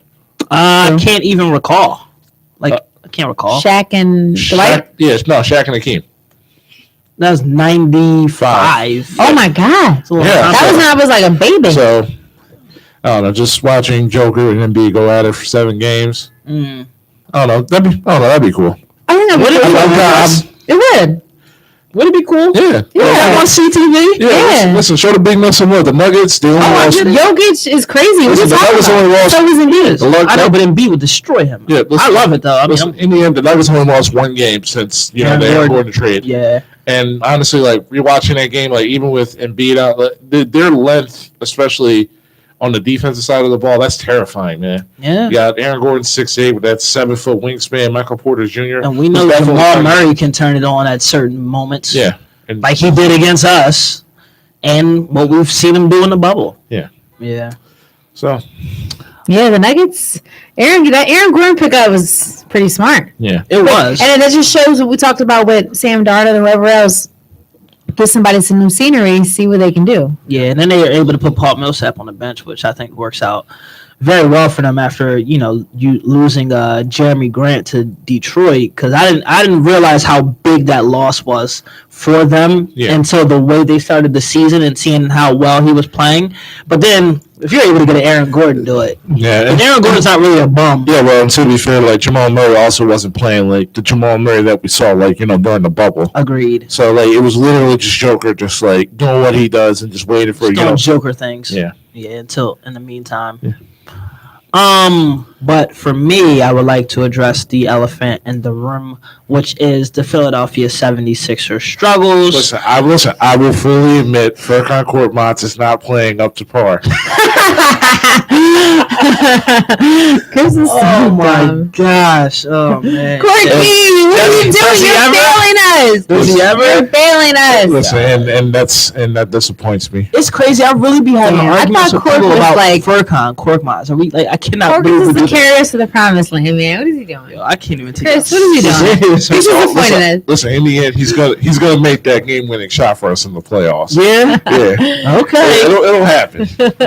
Well, with that loss the other day, the Sixers are now second in the Eastern Conference By a at half 34. They're second. It doesn't matter. They're second right now in the Eastern Conference at 34-16. So can't. tell me if they win tonight, not only they're tied for first again, they'll also be because of the tiebreaker. No, they're actually back in first. They win tonight. Okay.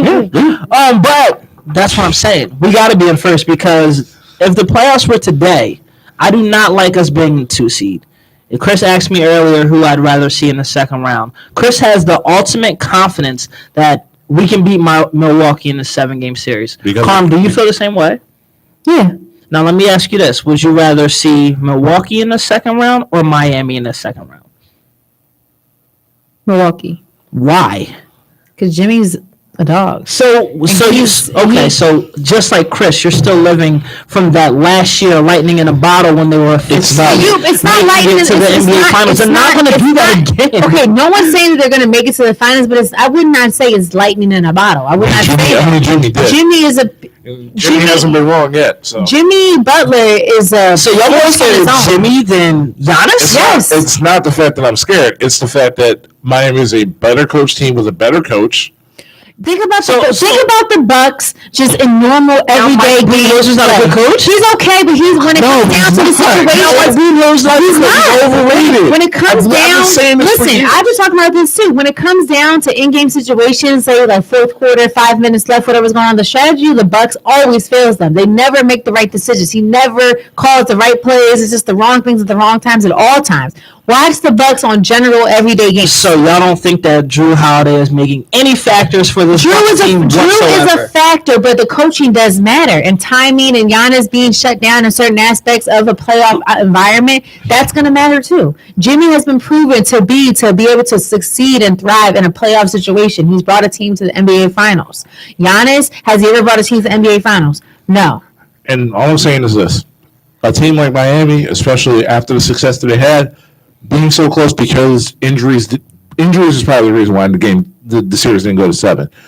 Bam's going to have a chip on the shoulder. Tyler Hero's going to have a chip on the shoulder. Tyler Hero's name hasn't even been heard except for that Jack Harlow song. I've not heard Tyler Hero's name all year in the NBA. By the way, fun fact, he's shooting a less 3-pointer percentage to Furkan Korkmaz, right?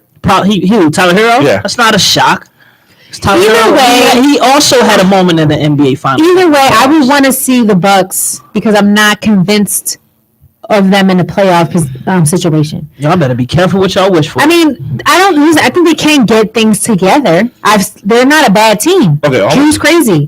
Listen, in the end, Eric Spoelstra, everybody wants to talk about, LeBron and latest, the reason why I got to the finals. He took a team that honestly should have been eliminated by the Bucks by, consensus favored by everybody else. It took them all the way to the finals. Yeah, I'll give him that. Yeah. And listen, Mike Budenholzer he coached the Atlanta Hawks to 60 wins. He didn't win a single game against LeBron and company. He's been coaching the Bucks for years now. He couldn't get past Toronto because the Toronto put up a wall and Budenholzer didn't adjust to that. He can't make any adjustments even in regular games. Look at what they do when it's down to the wire. They need shots. They need to make a play for someone. Just look at how they form. It's the same formula whenever the Bucks neither go ahead or tie basket. Chris Middleton has the ball in his hands. Such a mistake. Chris Middleton has the ball in his hands. Drew Holiday's in the corner. Giannis is in the dunker spot. It's the same formula every single time. It is. So, yeah, I do think that I'd rather see the Bucks first because it's more, we can predict more. Doc is a better coach. Doc is going to be able to predict what is going to happen, and he's going to be able to adjust. Now, Miami, that's a gritty culture. No one's scared. But you said either or. Which one? So we said which one. No one's scared. It's just I'd rather see the Heat later. Miami has a bunch of guys who look at Jimmy. Jimmy helped us almost get to the Eastern Conference Finals. They either have dogs or players that have already been to a finals. Andre Iguodala has been to multiple finals. He's that veteran presence on the bench. Even Eric Spoelstra, he's coached multiple finals before. Jimmy Butler's been there last year. Most of their team has already been there. And not to mention, you have Victor Oladipo, who you got him for essentially nothing. He ain't even got no knees. What are you talking about? We worried about him? He can still ball. He's playing.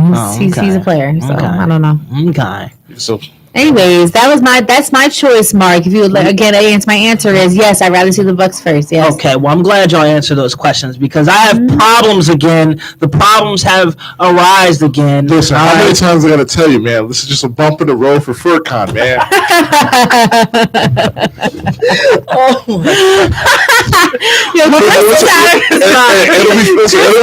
It'll be fine tonight. He'll drop 10 tonight. I gotta see what the odds are on that because I'm not gonna lie. I might bet it. Listen, man. Furkan's gonna get it together. Stop talking about it. Probably shoot 2 or 5 from 3-pointer, then I get 10 points. maybe a run out layup. Yeah, maybe. a little mid range off of the pump fake. Yeah. The real trouble. Anywho, I'm just like, yo, I'm not feeling this whole like. No, because I'm tired of Benjamin Simmons. Go ahead, please. I'm tired of Ben Simmons. So he ended up he put on a show in February, averaging 21 points per game. Woo! In the month of February, made the All-Star game. Couldn't even play because he wanted to get a fresh lineup. I mean, I don't blame him. Chris got the first lineup. So, yeah, I mean, you got to be sharp out there. I get it. But he's going back to non-aggressive Ben Simmons. Like, his last 6 games, he's been completely pedestrian as he's been this entire season. Pedestrian, yes. Oh, I'm going there, too. Against the Lakers, in a win, he had 9 points. Against the Clippers, 15 points, loss. Denver, 11 points, loss. Cleveland, 5 points, but it was a win. Against Minnesota, 14 points, it was a win. Memphis, 7 points, but a loss. But here's my thing, right? Because we know how great his defense is, right? And we know that he can absolutely take out other teams' star players and render them obsolete, correct? We know that.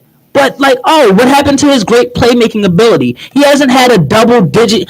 So in the month of March, he had only 2 double-digit assist games. That was against the Lakers. He put up 12, and he put up 12 against Milwaukee. So now he's not even getting people involved like that no more. So it's like now you really just running around playing defense. Like since the All-Star break, he's averaged 12.9 points per game. He's shooting 55% from free throw, and he's shooting 45% from the field. I'm still I can't do it, yo. I cannot do it. It's the most frustrating thing. He's probably the most frustrating player I've ever seen for the skills that he has, for the stature, his body, the athleticism.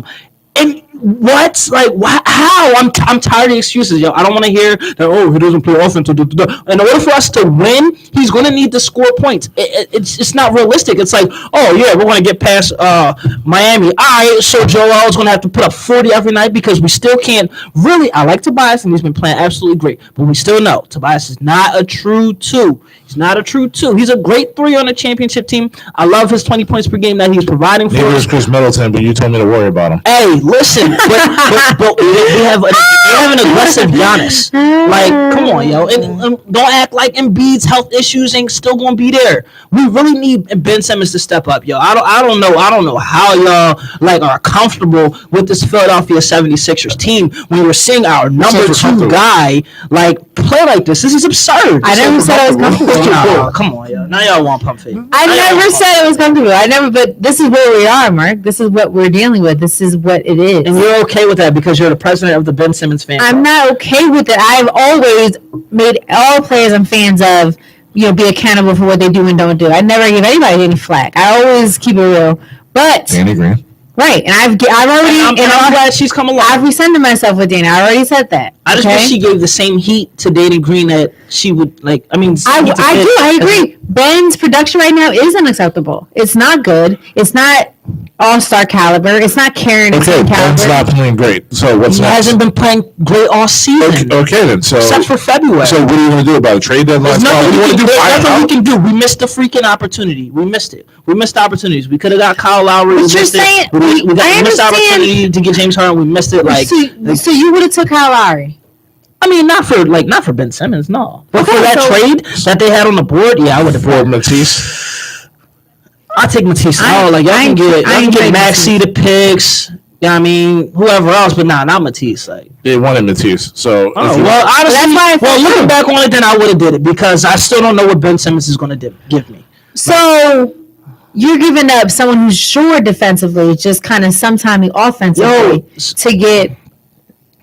What people tend to forget is that we have Joel Embiid back there. Ben Simmons is not he's really good. So Joel's going to guard the 2? No, hold on, hear me out. He can, but it's easier. He can. I've seen Joel Embiid lock up at half court. No, he shouldn't. Okay. I've seen him lock up at half court against Pascal Siakam. He can do it. Should he? No. But it's easier to gamble on defense when you know you got Joel Embiid behind you. It really is. But what I'm saying at the end of the day is yes, Ben's defense is so great, but it's also because of the presence of Joel Embiid. Let's not forget that. All right. So once again, I tweeted it yesterday. I'm saying it again. The championship window is closed. I don't know what we can do, yo. There's all right, everybody, ring the bell. Ring the bell. The championship window is closed. It's 20-ish games before the playoffs. Yep. So let's not even watch the playoffs. No, why? Unless you're gonna watch other teams. I don't know if you've ever watched Ben.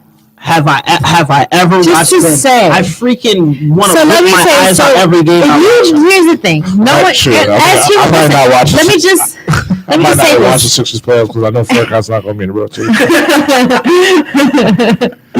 Listen, I don't think we watch Ben play, but as human beings, everyone has their flaws, right? Right? Agreed. As athletes, do we have our pros and cons? Things that we're great at, things that we need to work on? Absolutely. Okay. So I don't know if you ever watched Ben, but I have Never seen a game. since, he's been a Sixer. And Ben, He was better at LSU. here's the thing. Ben tends to do this. This is a Ben thing to do. Not saying it's right, not saying it's okay. Ben tends to play down a lot when he doesn't feel like playing up to When what has he can ever play. played up? He has, and he can, and he will show out. He's had like 230. He will show out. All right, somebody. Again, you can I just say this? Let me just let me say this. You saying 30 point again? Shaq, 2 30-point games. But that's not his. He's never gonna Shaq, you be. know what to do. Call Ben Simmons out. Please, he's never going to strive to give 35. He's just not. That's not his And game. that's He the never sad will. part about it because It doesn't matter. Okay, but it doesn't matter. That's not what he's going to do. He's going to facilitate first. And then when he facilitates, you just said he's down on assists. So obviously he's not playing to his full game right now. He's not playing how he usually is played. Has he not? So Ben plays down to his talent a lot. And when he's on, he's on. Right now he's off. That's just how Ben is. And no one's saying it's right.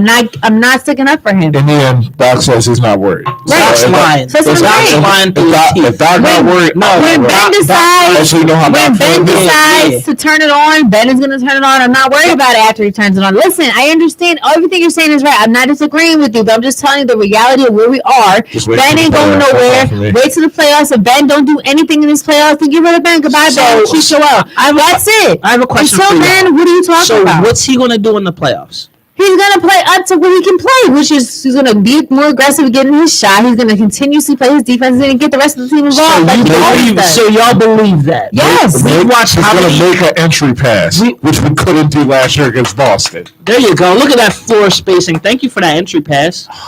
So yeah, I do think he is. I do think he will because that's just how the kind of mentality he has right now in his career. He plays up when it's time to play up. He don't care when you just don't care. That's just how he plays as of yet. So what you're saying is he's doing the opposite of what James Harden is doing. Pretty much.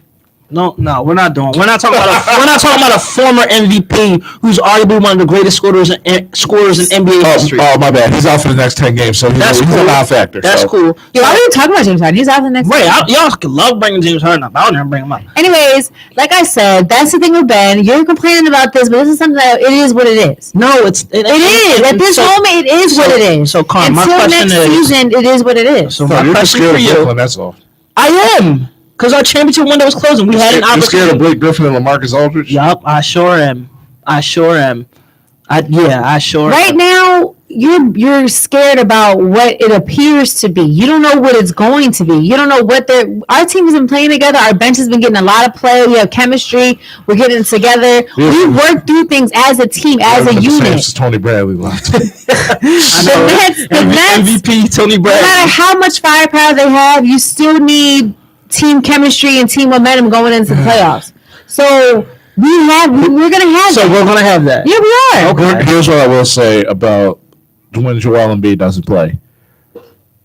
I don't want to see Mike Scott starting.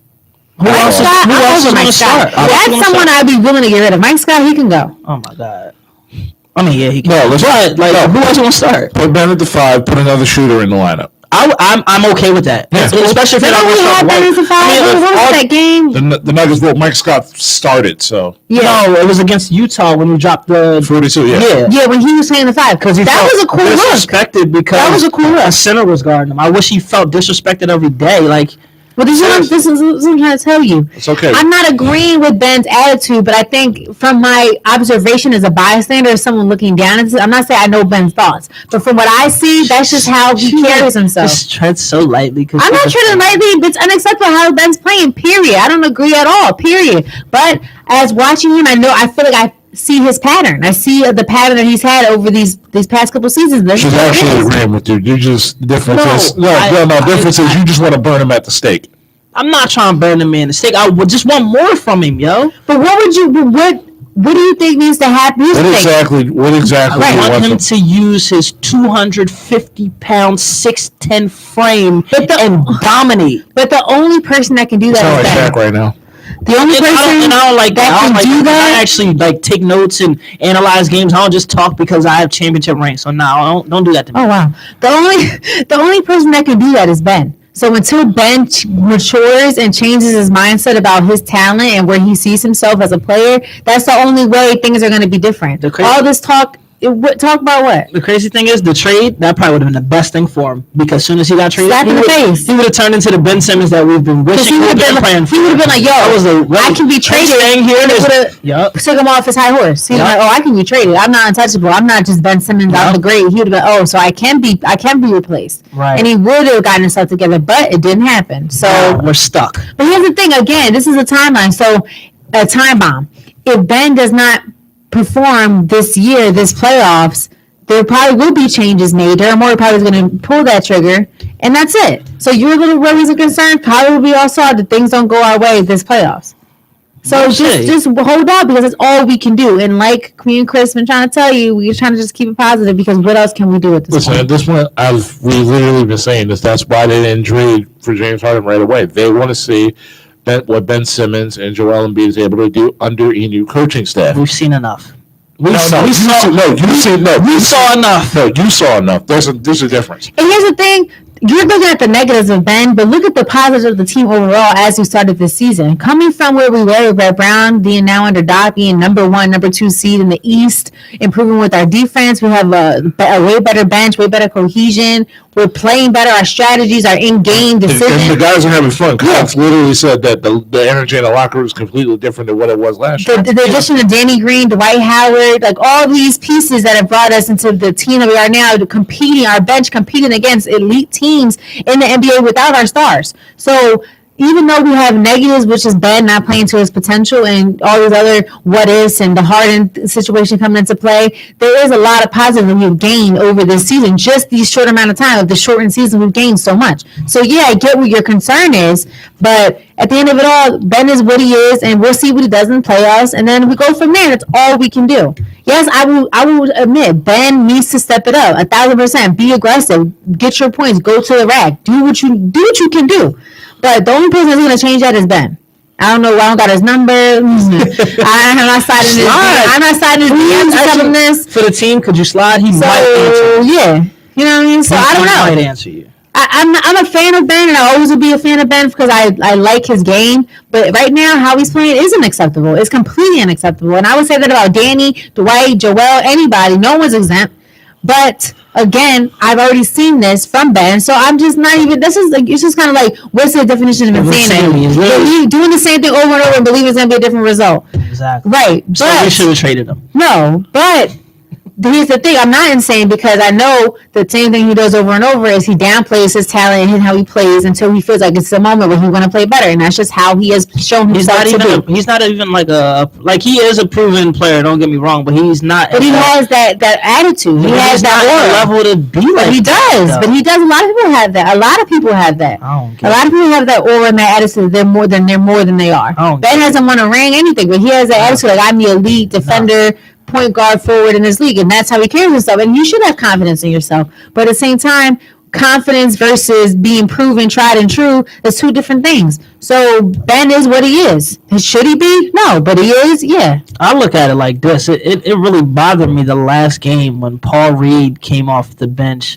with less minutes than Ben, and it had like Ben's stat line. Like it was like better than Ben's stat line. And he played 13 minutes, Ben played 26, and Paul Reed and his little 13 minutes did way more than Ben, according to the stats. I mean, because Ben's just this elite defender. But that was just frustrating. Like we just got Paul Reed from the G League, and for him to come do what how many times Ben made the All-Star game? Why are you doing the G League, man? How many times did Ben make the All-Star game? G League, got some players. That's how you come from the bottom. How many times did Ben make the All-Star game? Twice. And once again, you're listening to 98.5 WJYA Running Back Sports Show, Sports for the Culture, Chris Conlon. And we got another half hour of this. I just want to let you know, If you would like- So in other words, I'm gonna take a nap from until 6:45, and hopefully Mark will finally get this out of the system. I'm done. If anyone would like to call in and join the conversation, the phone number is 215-763-9596. All right. Moment. So just to explain some things. So with the Sixers, they just came from a 13-day, 6-game road trip. No, you guys take care of this. I'm gonna try to get Fred Court Master Company. Yeah, can you get them on? They finished on Thursday versus the Cavs. They now have someone who's not scared to shoot.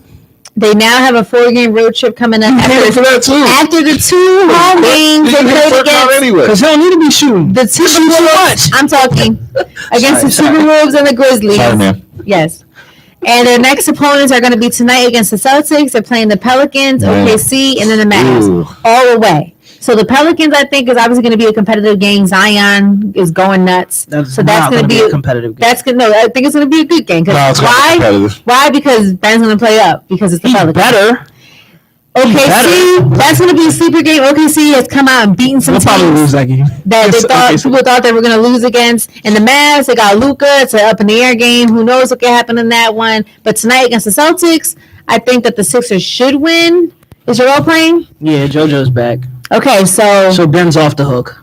Hopefully he doesn't have to play good tonight because JoJo's back. Let me just say. I just think Jason Tatum is such a stud, man. Let me just say that.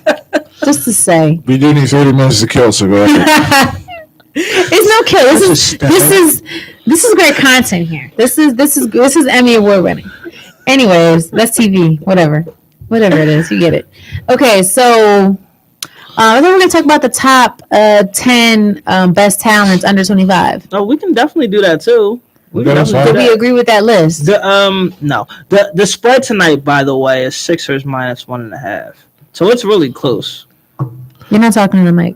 Oh shoot, my bad. So sorry. The spread tonight between the Sixers and Celtics is -1.5 for the Sixers. So it's going to be a close game. We'll see what happens. Well, with Jason playing, I think it will be. Jason's just a stud. True, Jaylen Brown. Yeah, true. Jaylen too. Poor Kemba, man. What's up with Kemba? Why Kemba just can't? He's not on knees either. The Kemba UConn, man. Cardiac kid. I mean, here's my thing. Like, if you want to talk about dominance, I mean, yeah, Kemba Walker, cardiac kid, Carmelo Anthony, Syracuse, not Suggs who put up 22 points in a losing effort, but still losing by 16. To Baylor. It's not his fault. He's the only NBA player on the court. Baylor was hooping. All I said was Jalen Suggs was the only NBA player on that court. But Baylor was a solid squad. Think any of the Baylor players are NBA potential? I don't think they're really NBA talent. Like, you can see NBA talent when you see it. What does that mean? You just know, like when you watch Jalen Suggs, he passes the eye test. Why? Because he just goes to the rack and attack. He looks like an NBA player. He looks like it because he's tall. No, he looks like an NBA player. Like, you can tell, like, his game is going to translate to the next level. Like, that's not just college basketball work right there. Like, they're like, no, because he plays how Mark wants to play. Like, he's a jack.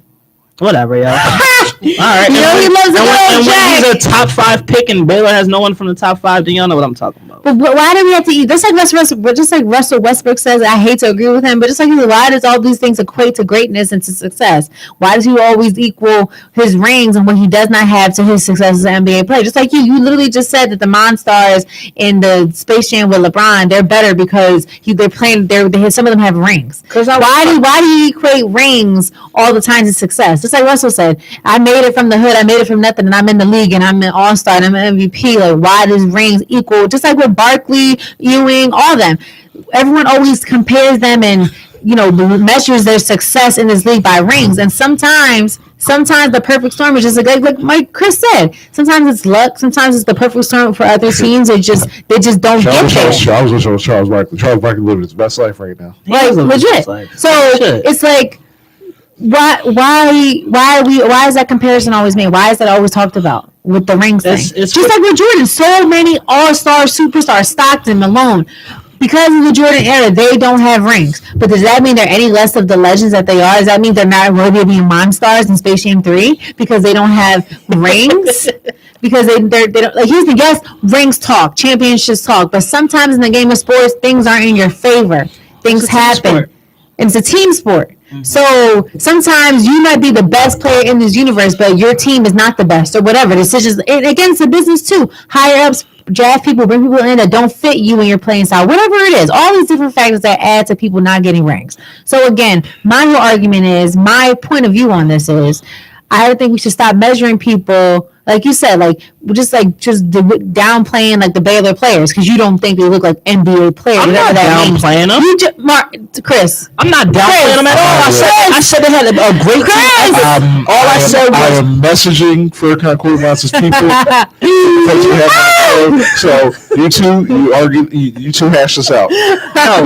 No, listen, no, I'm not downplaying or taking anything away from Baylor. I give them all praise. All I said was, how about I clear this up for you? Clear it up for our viewers. They want to know. They know because they got eyes. But Jalen Suggs, his college games does translate to the NBA. You can tell by the way he plays, by the way he just, his game is going to translate well to the NBA. That's all I'm saying. Can you further elaborate on that? Oh, because of his scoring ability, his high motor, his athleticism, what about his defense? 4-point whatever. What about his defense? What about his assists? What about his IQ? His defense is on point. His assists, what about his basketball IQ? I mean, that's always going to be a knock on the kid when they first come in. Oh, so okay. It's like because he can shoot. He's an NBA material. Man, I'll take him over Ben Simmons right now. Huh. Wow. Wowzers. At least I know I'm going to have a dog who's going to leave it every single night. You have been shut off, my friend. No, baby. You are shut off. My boy. Yeah, I had to cut you off on that. Chris literally dropped the mic and he's like, click. Nah, he's going to have a dog out there leaving it every single night. You know what I mean? I want to see Ben Simmons cry. I mean, if it was the championship game, I'm sure. Well, we got to get there first. Yeah. I mean, it's the championship game. They had an undefeated season, and they got destroyed by Baylor. So here's again all this NBA caliberness of the Gonzaga Bulldogs. But what happened? Defense and team play of the Baylor Bears stomped them. Sure. So now what? Basics over flashiness. Okay, honey bunch. Let's talk about that. I'm just talking about Jalen Suggs. Let's talk about you're talking about other things too. Basic NBA skills, things that you learn when you start NBA, when you start basketball, when you're a little kid, and AAU, whatever you want to do. Okay, 8th grade team, whatever, 5th grade team.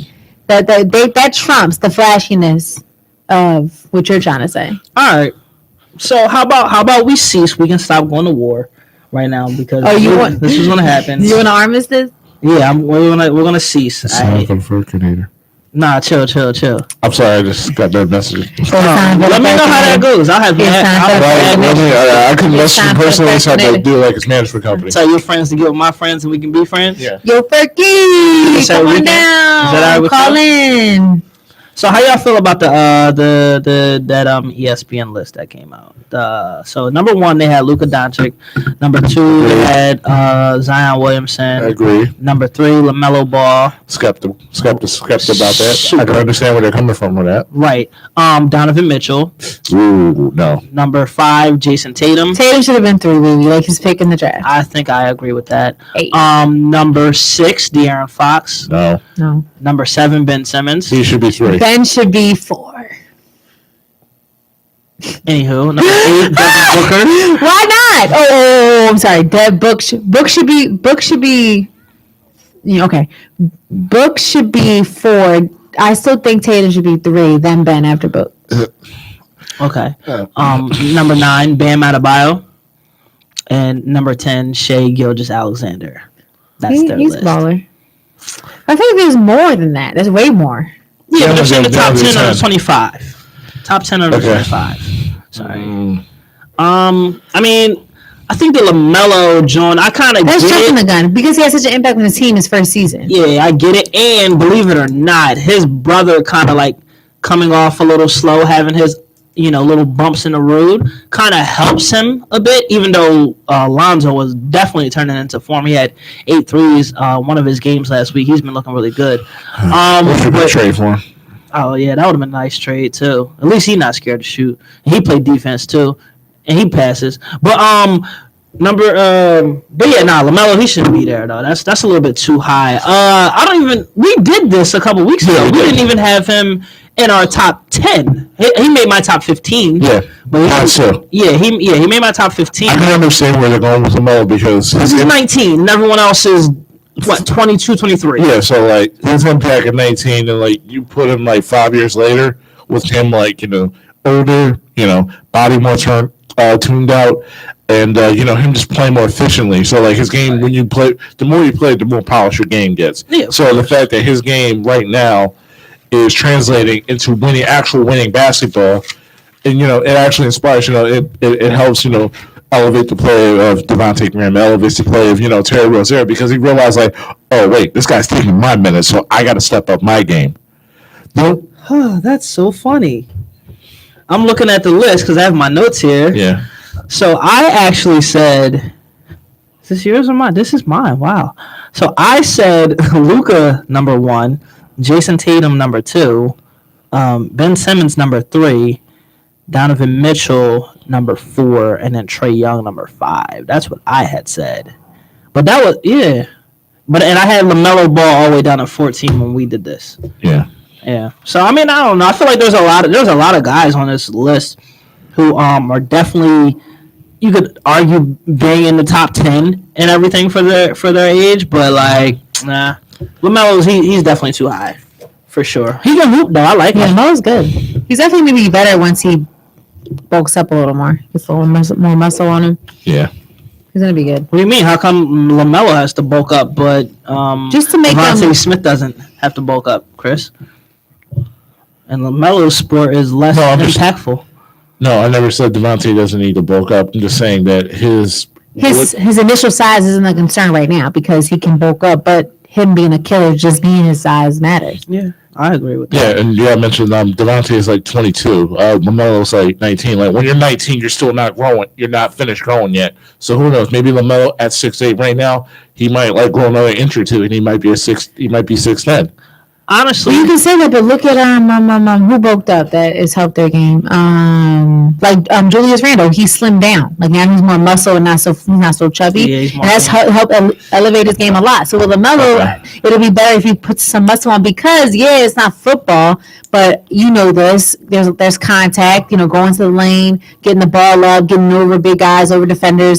It's gonna be necessary for him to get some muscle, something. Even Kyrie got a little muscle in his arm, something. Oh, let's say we did the list. All right, so mine was Zion, Luka, Tatum, Simmons, Donovan. Got you. One thing I just noticed, I don't know if I like Shai Gilgeous-Alexander at 10, because I like Jaylen Brown better.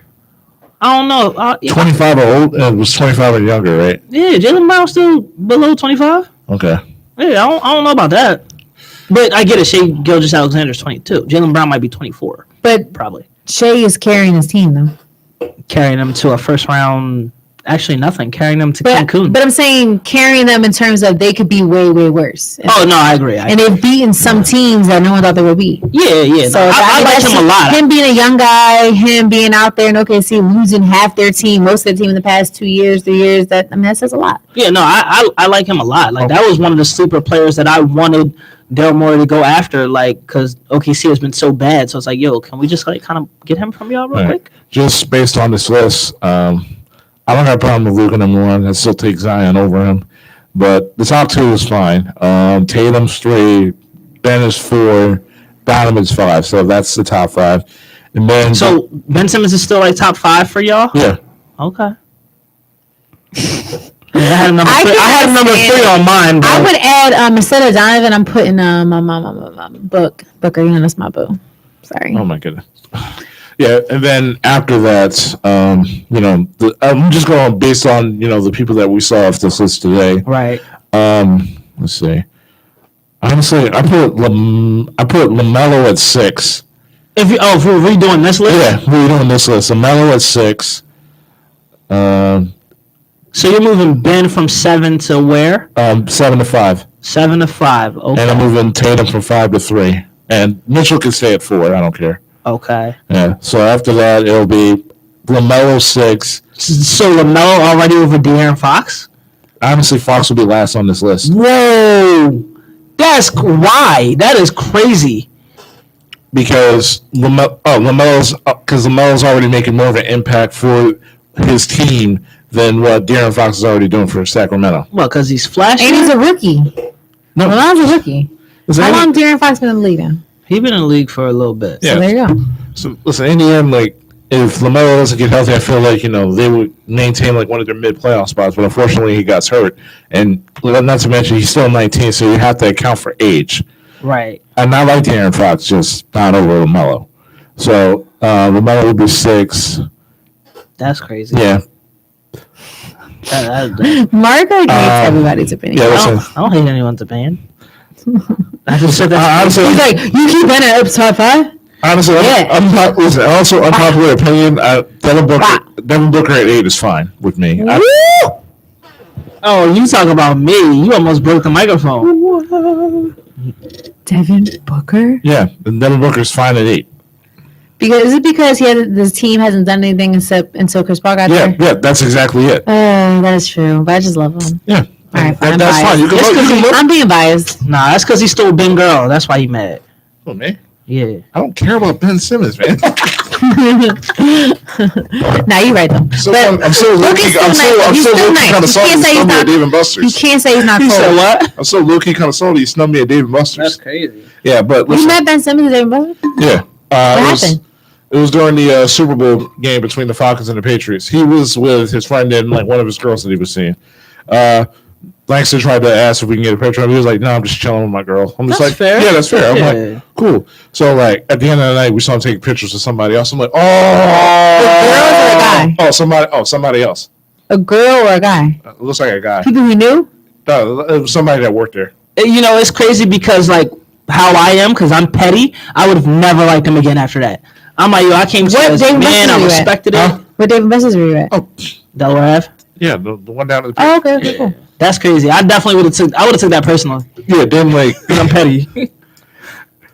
Then yeah, what? yeah, then he just drove off. Then he just drove off in his cars with tinted windows and just honked at us. I'm like, on like some window shopper stuff. yeah, I'm like, okay, Dang. cool, fine. I mean, Ben, Like, listen, I feel his like- attitude on the court. I feel- mean, can you imagine in At that person? point, like I was about to turn into like Jordan was at the last year. So I'm like, cool, fine. You know what? Fine. I take this person. I would have. I mean, You know, listen. These guys not fake. I mean, how he carries himself, kind of in his interviews and in the game, is kind of how he carries himself. Yeah, I've heard some stories about him at LSU also. I mean, he had a whole documentary. We saw that. Saw how that. Yeah, happened. well, yeah. This Ben is Simmons. You Yeah, never seen that, John?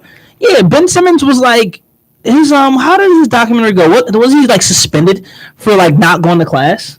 Yeah, like There's a he was documentary suspended. on Ben called Yeah, what? it's What's it so called? old. I think it came out before. Yeah, I he didn't watch the documentary. Like most of what I know about like what happens is like firsthand account of somebody that actually went to LSU. Oh, okay. Oh yeah, Chris already told this story. Yeah, I don't. Maybe is this an off-air story? yeah, this is off air. Okay, let's talk about off-air. I can't wait. Yeah, listen, I'm not in the business of airing anybody's dirty laundry. Nah, don't do that. Don't Yeah, do no, that. Don't that's do that. that's stupid. That's trashy. Nah, that's not our style. Listen, Keep it classy, baby. It's not our style here at Running Back Radio. Yeah. Running back sports. yeah. Once again, you listen to Running Backs Sports for the Culture. Chris Conn Mark here on 98.5 WJYN and Uptown Radio Philly.org. And more importantly, shout outs to my stepdad who gave me a text saying that that our show is hilarious. Nice. You said that? Yeah. Do we have any YouTube comments? No, we didn't. Okay, good. It's Yeah. because everybody outside today. I don't blame them. It's nice. Yeah. I was about to flake on y'all today. Nah. Yeah. You said the show's hilarious? Yeah. Yes. Hey, stepdad. I mean, he's married. No, I'm not saying it like that. I'm like, hello. I don't know his name. Jason. Hi, Jason. Nothing weird. Promise. Like I'm saying, hi, Mr. Norris. Same thing with him. I'm about to say, Carl, there's more than one ways to get into my family. I don't think that's the route. Oh, stop it, Christopher. Stop it. Oh man. By the way, tell your dad I said get well soon. What's wrong with your dad? Oh, no, he just rolled his ankle last week. Aw. He tried to take Chris out on the court. Get well soon, Mr. Norris. Chris hit him with a couple pump fakes. We need you back here with the, I would throwing Chris's dirty laundry out be there. concerned if my dad ever tries to pump fake on the court. Well, that's funny. What we got? We got 10 minutes left. Yeah. We got 10 minutes left on this, John. Yeah. What's on your mind? Anything on your mind? Any like side combos? No. What else is going on? I've been binge watching Moesha. For real? Move Yeah. to the. Okay. Eat Do you to realize that she's a the. jerk? To the. She's a bad friend. She's It's toxic. She's such a bad friend. Every I'm like, yo, like, it's me. Carmen, get it. It's always on my mind. I wanna get tangled. What you gotta do? I gotta move to the, eat to the, move to the, eat to the, move to the, eat to the. Did you know the Yeah, You don't know all the UPN shows. shows. That was a UPN show. I had no cable back He's then. the punker. Yes. That's what I be dying about. But I didn't know that Moesha was the reason why the Parkers got a spinoff. Yeah. I didn't know that. Kim came from the Parker. no. I mean, from Alicia to go with her mom. So I saw Monique. I'm like, oh, okay, this all makes sense. Yeah. Everything's connected. Uh-huh. Mhm. That's my Yeah, I Oh, kind well, of that is cool. honestly, I kind of wish like black sitcoms would have like collabed more back then, because I would have loved to see like a Family Matters Fresh Prince crossover. That'd have been cool. Yeah, because like But they were rival networks though, Yeah. ABC and NBC. yeah, but like James Avery did pop on like the end of like one of their shows. He did. Yeah, He did. That was Yeah, pretty Moesha was kind of like a mean friend. Kind of like not mean, but she kind of was like not the best Toxic. friend in the cool. She was world. just worried about Q.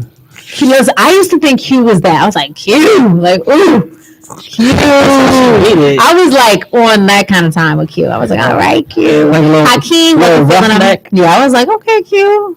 There's a little Q here. no, you probably wasn't feeling that keen because like if you had to go out with him, you had to feed him. Right, exactly.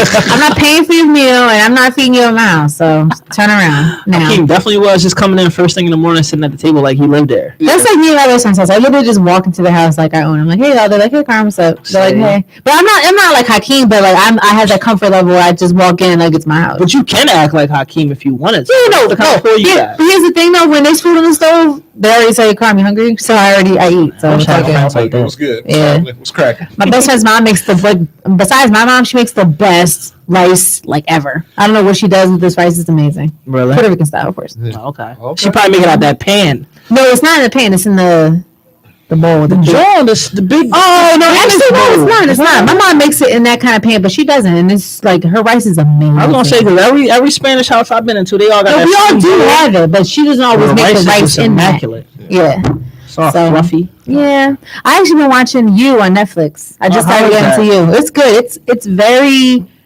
freaky and insane, and shows how our culture is. Freaky like sci-fi. Or Well, like, freaky like what the crap type stuff, Yeah. and it just shows It's like how about a creeper bowl, right? yeah, it just shows how our culture is so desensitized to very like concerning behavior. Yes. True. I know where you're going with Just that. how in the show, you know what the protagonist, what he does, it's wrong, Mhm. but it's like you kind of root for him because just the setup of the show. Right. Yeah. But the guy, the main character Joe, he's a straight psycho. The stuff he does is insane. The ending of the first season, I was like, oh. I could not believe it. It was crazy. I don't want to ruin it for anybody, but and then there's the second season. They're coming out with a third season, and my friend from New York was like, "Yo, watch it," and then I finally did. I binged it. And I was like, "Yo, this is good." That's been on my list of shows to watch. I've been like really hype on Snowfall lately. Like, I've heard of that, but I've never seen it. What's that about? that joint's fire. I mean, typical brother stuff. You know what I mean? Oh, in the okay. drug game. You know what I mean? Whipping things up in the kitchen. Snowfall. yeah. Oh, I know what you're talking about. Rob, Yeah. I don't know why. Like, What channel is that on? It comes on FX, but you can watch it on Hulu. It's kind of weird because like I never asked to record this show. It's like YouTube TV just has like a knack of just recording like random stuff. 'Cause it kind of like knows what you be watching. Yeah. And I like that about YouTube TV. Yeah.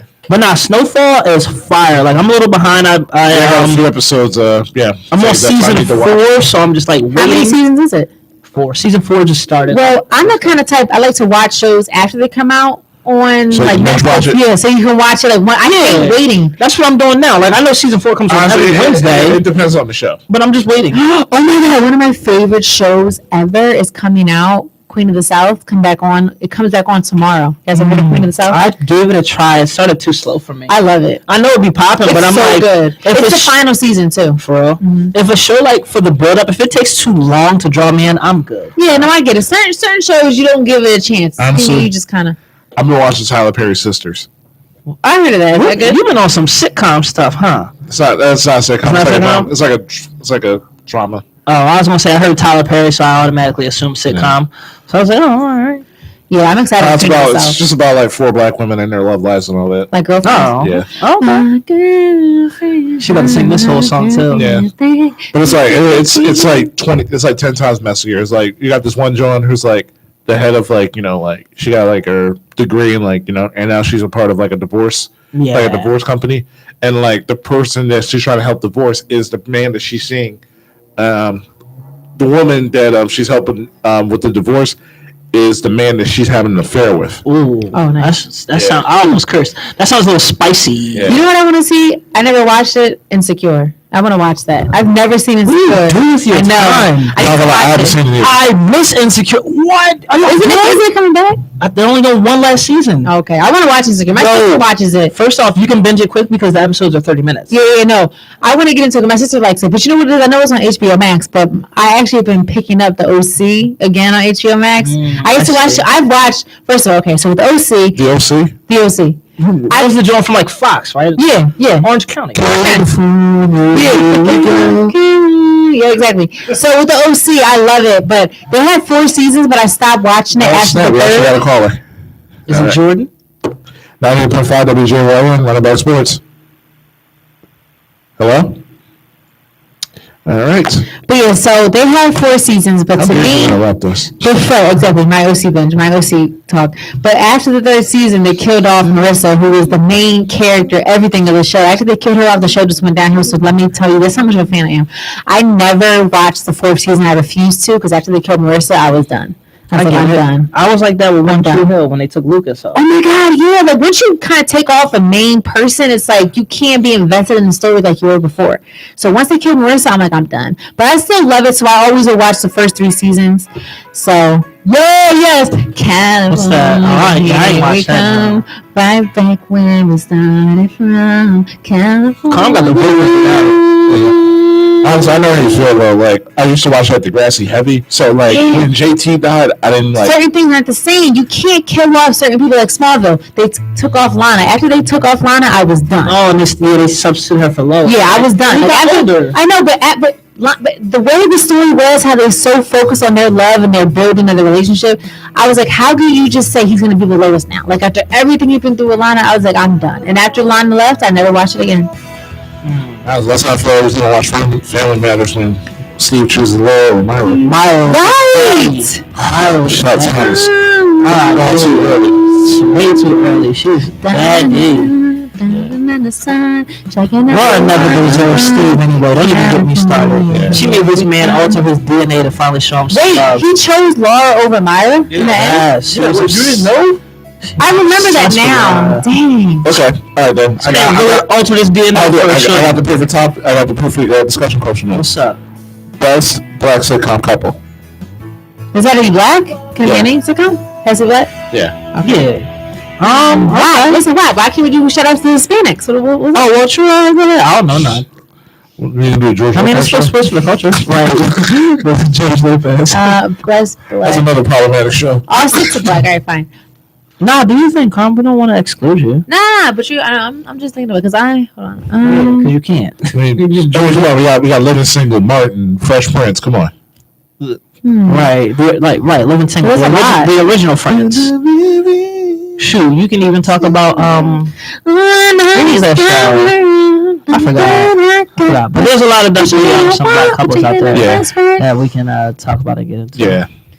Then that's a good question. But we got to pick that up next week because I'm confused. I don't know. I already got my answer. I gotta think about it. Yeah. I gotta think about it. There's a lot. Listen, I already got mine. Dang, now I kind of want to know. No, but you have to pick this up next week, just like your last pick Okay, in the fine. draft. Yeah, if I gotta wait next week, then I guess we're gonna wait next Next week. week we will discuss our favorite black TV couples ever of all time. That's crazy because I'm picking. Maybe we should do like a top 2. I'm picking Corey and Topanga. Corey and Topanga, that is a not great black. couple, but they're not black. Still rocking with Corey and Topanga. More with Tommy and Kimberly Who's from no. Power Rangers. No, listen, I can't forgive Kimberly, man. He dumped this man over a letter. This man sent him a telegram. I gotta think about this. I don't even know. I'm trying to I think. can never forgive Kimberly for that. Savage. I'm like, You was one of my first TV crushes. How dare you hurt Tommy like this? Tommy ain't deserve that. He was just trying to get right. Yeah.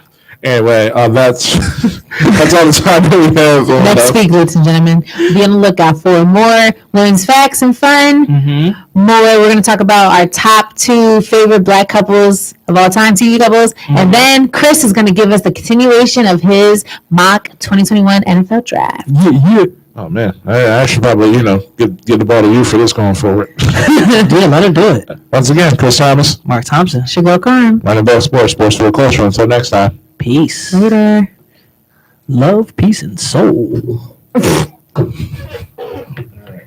Disconnected. Yes, what a great show.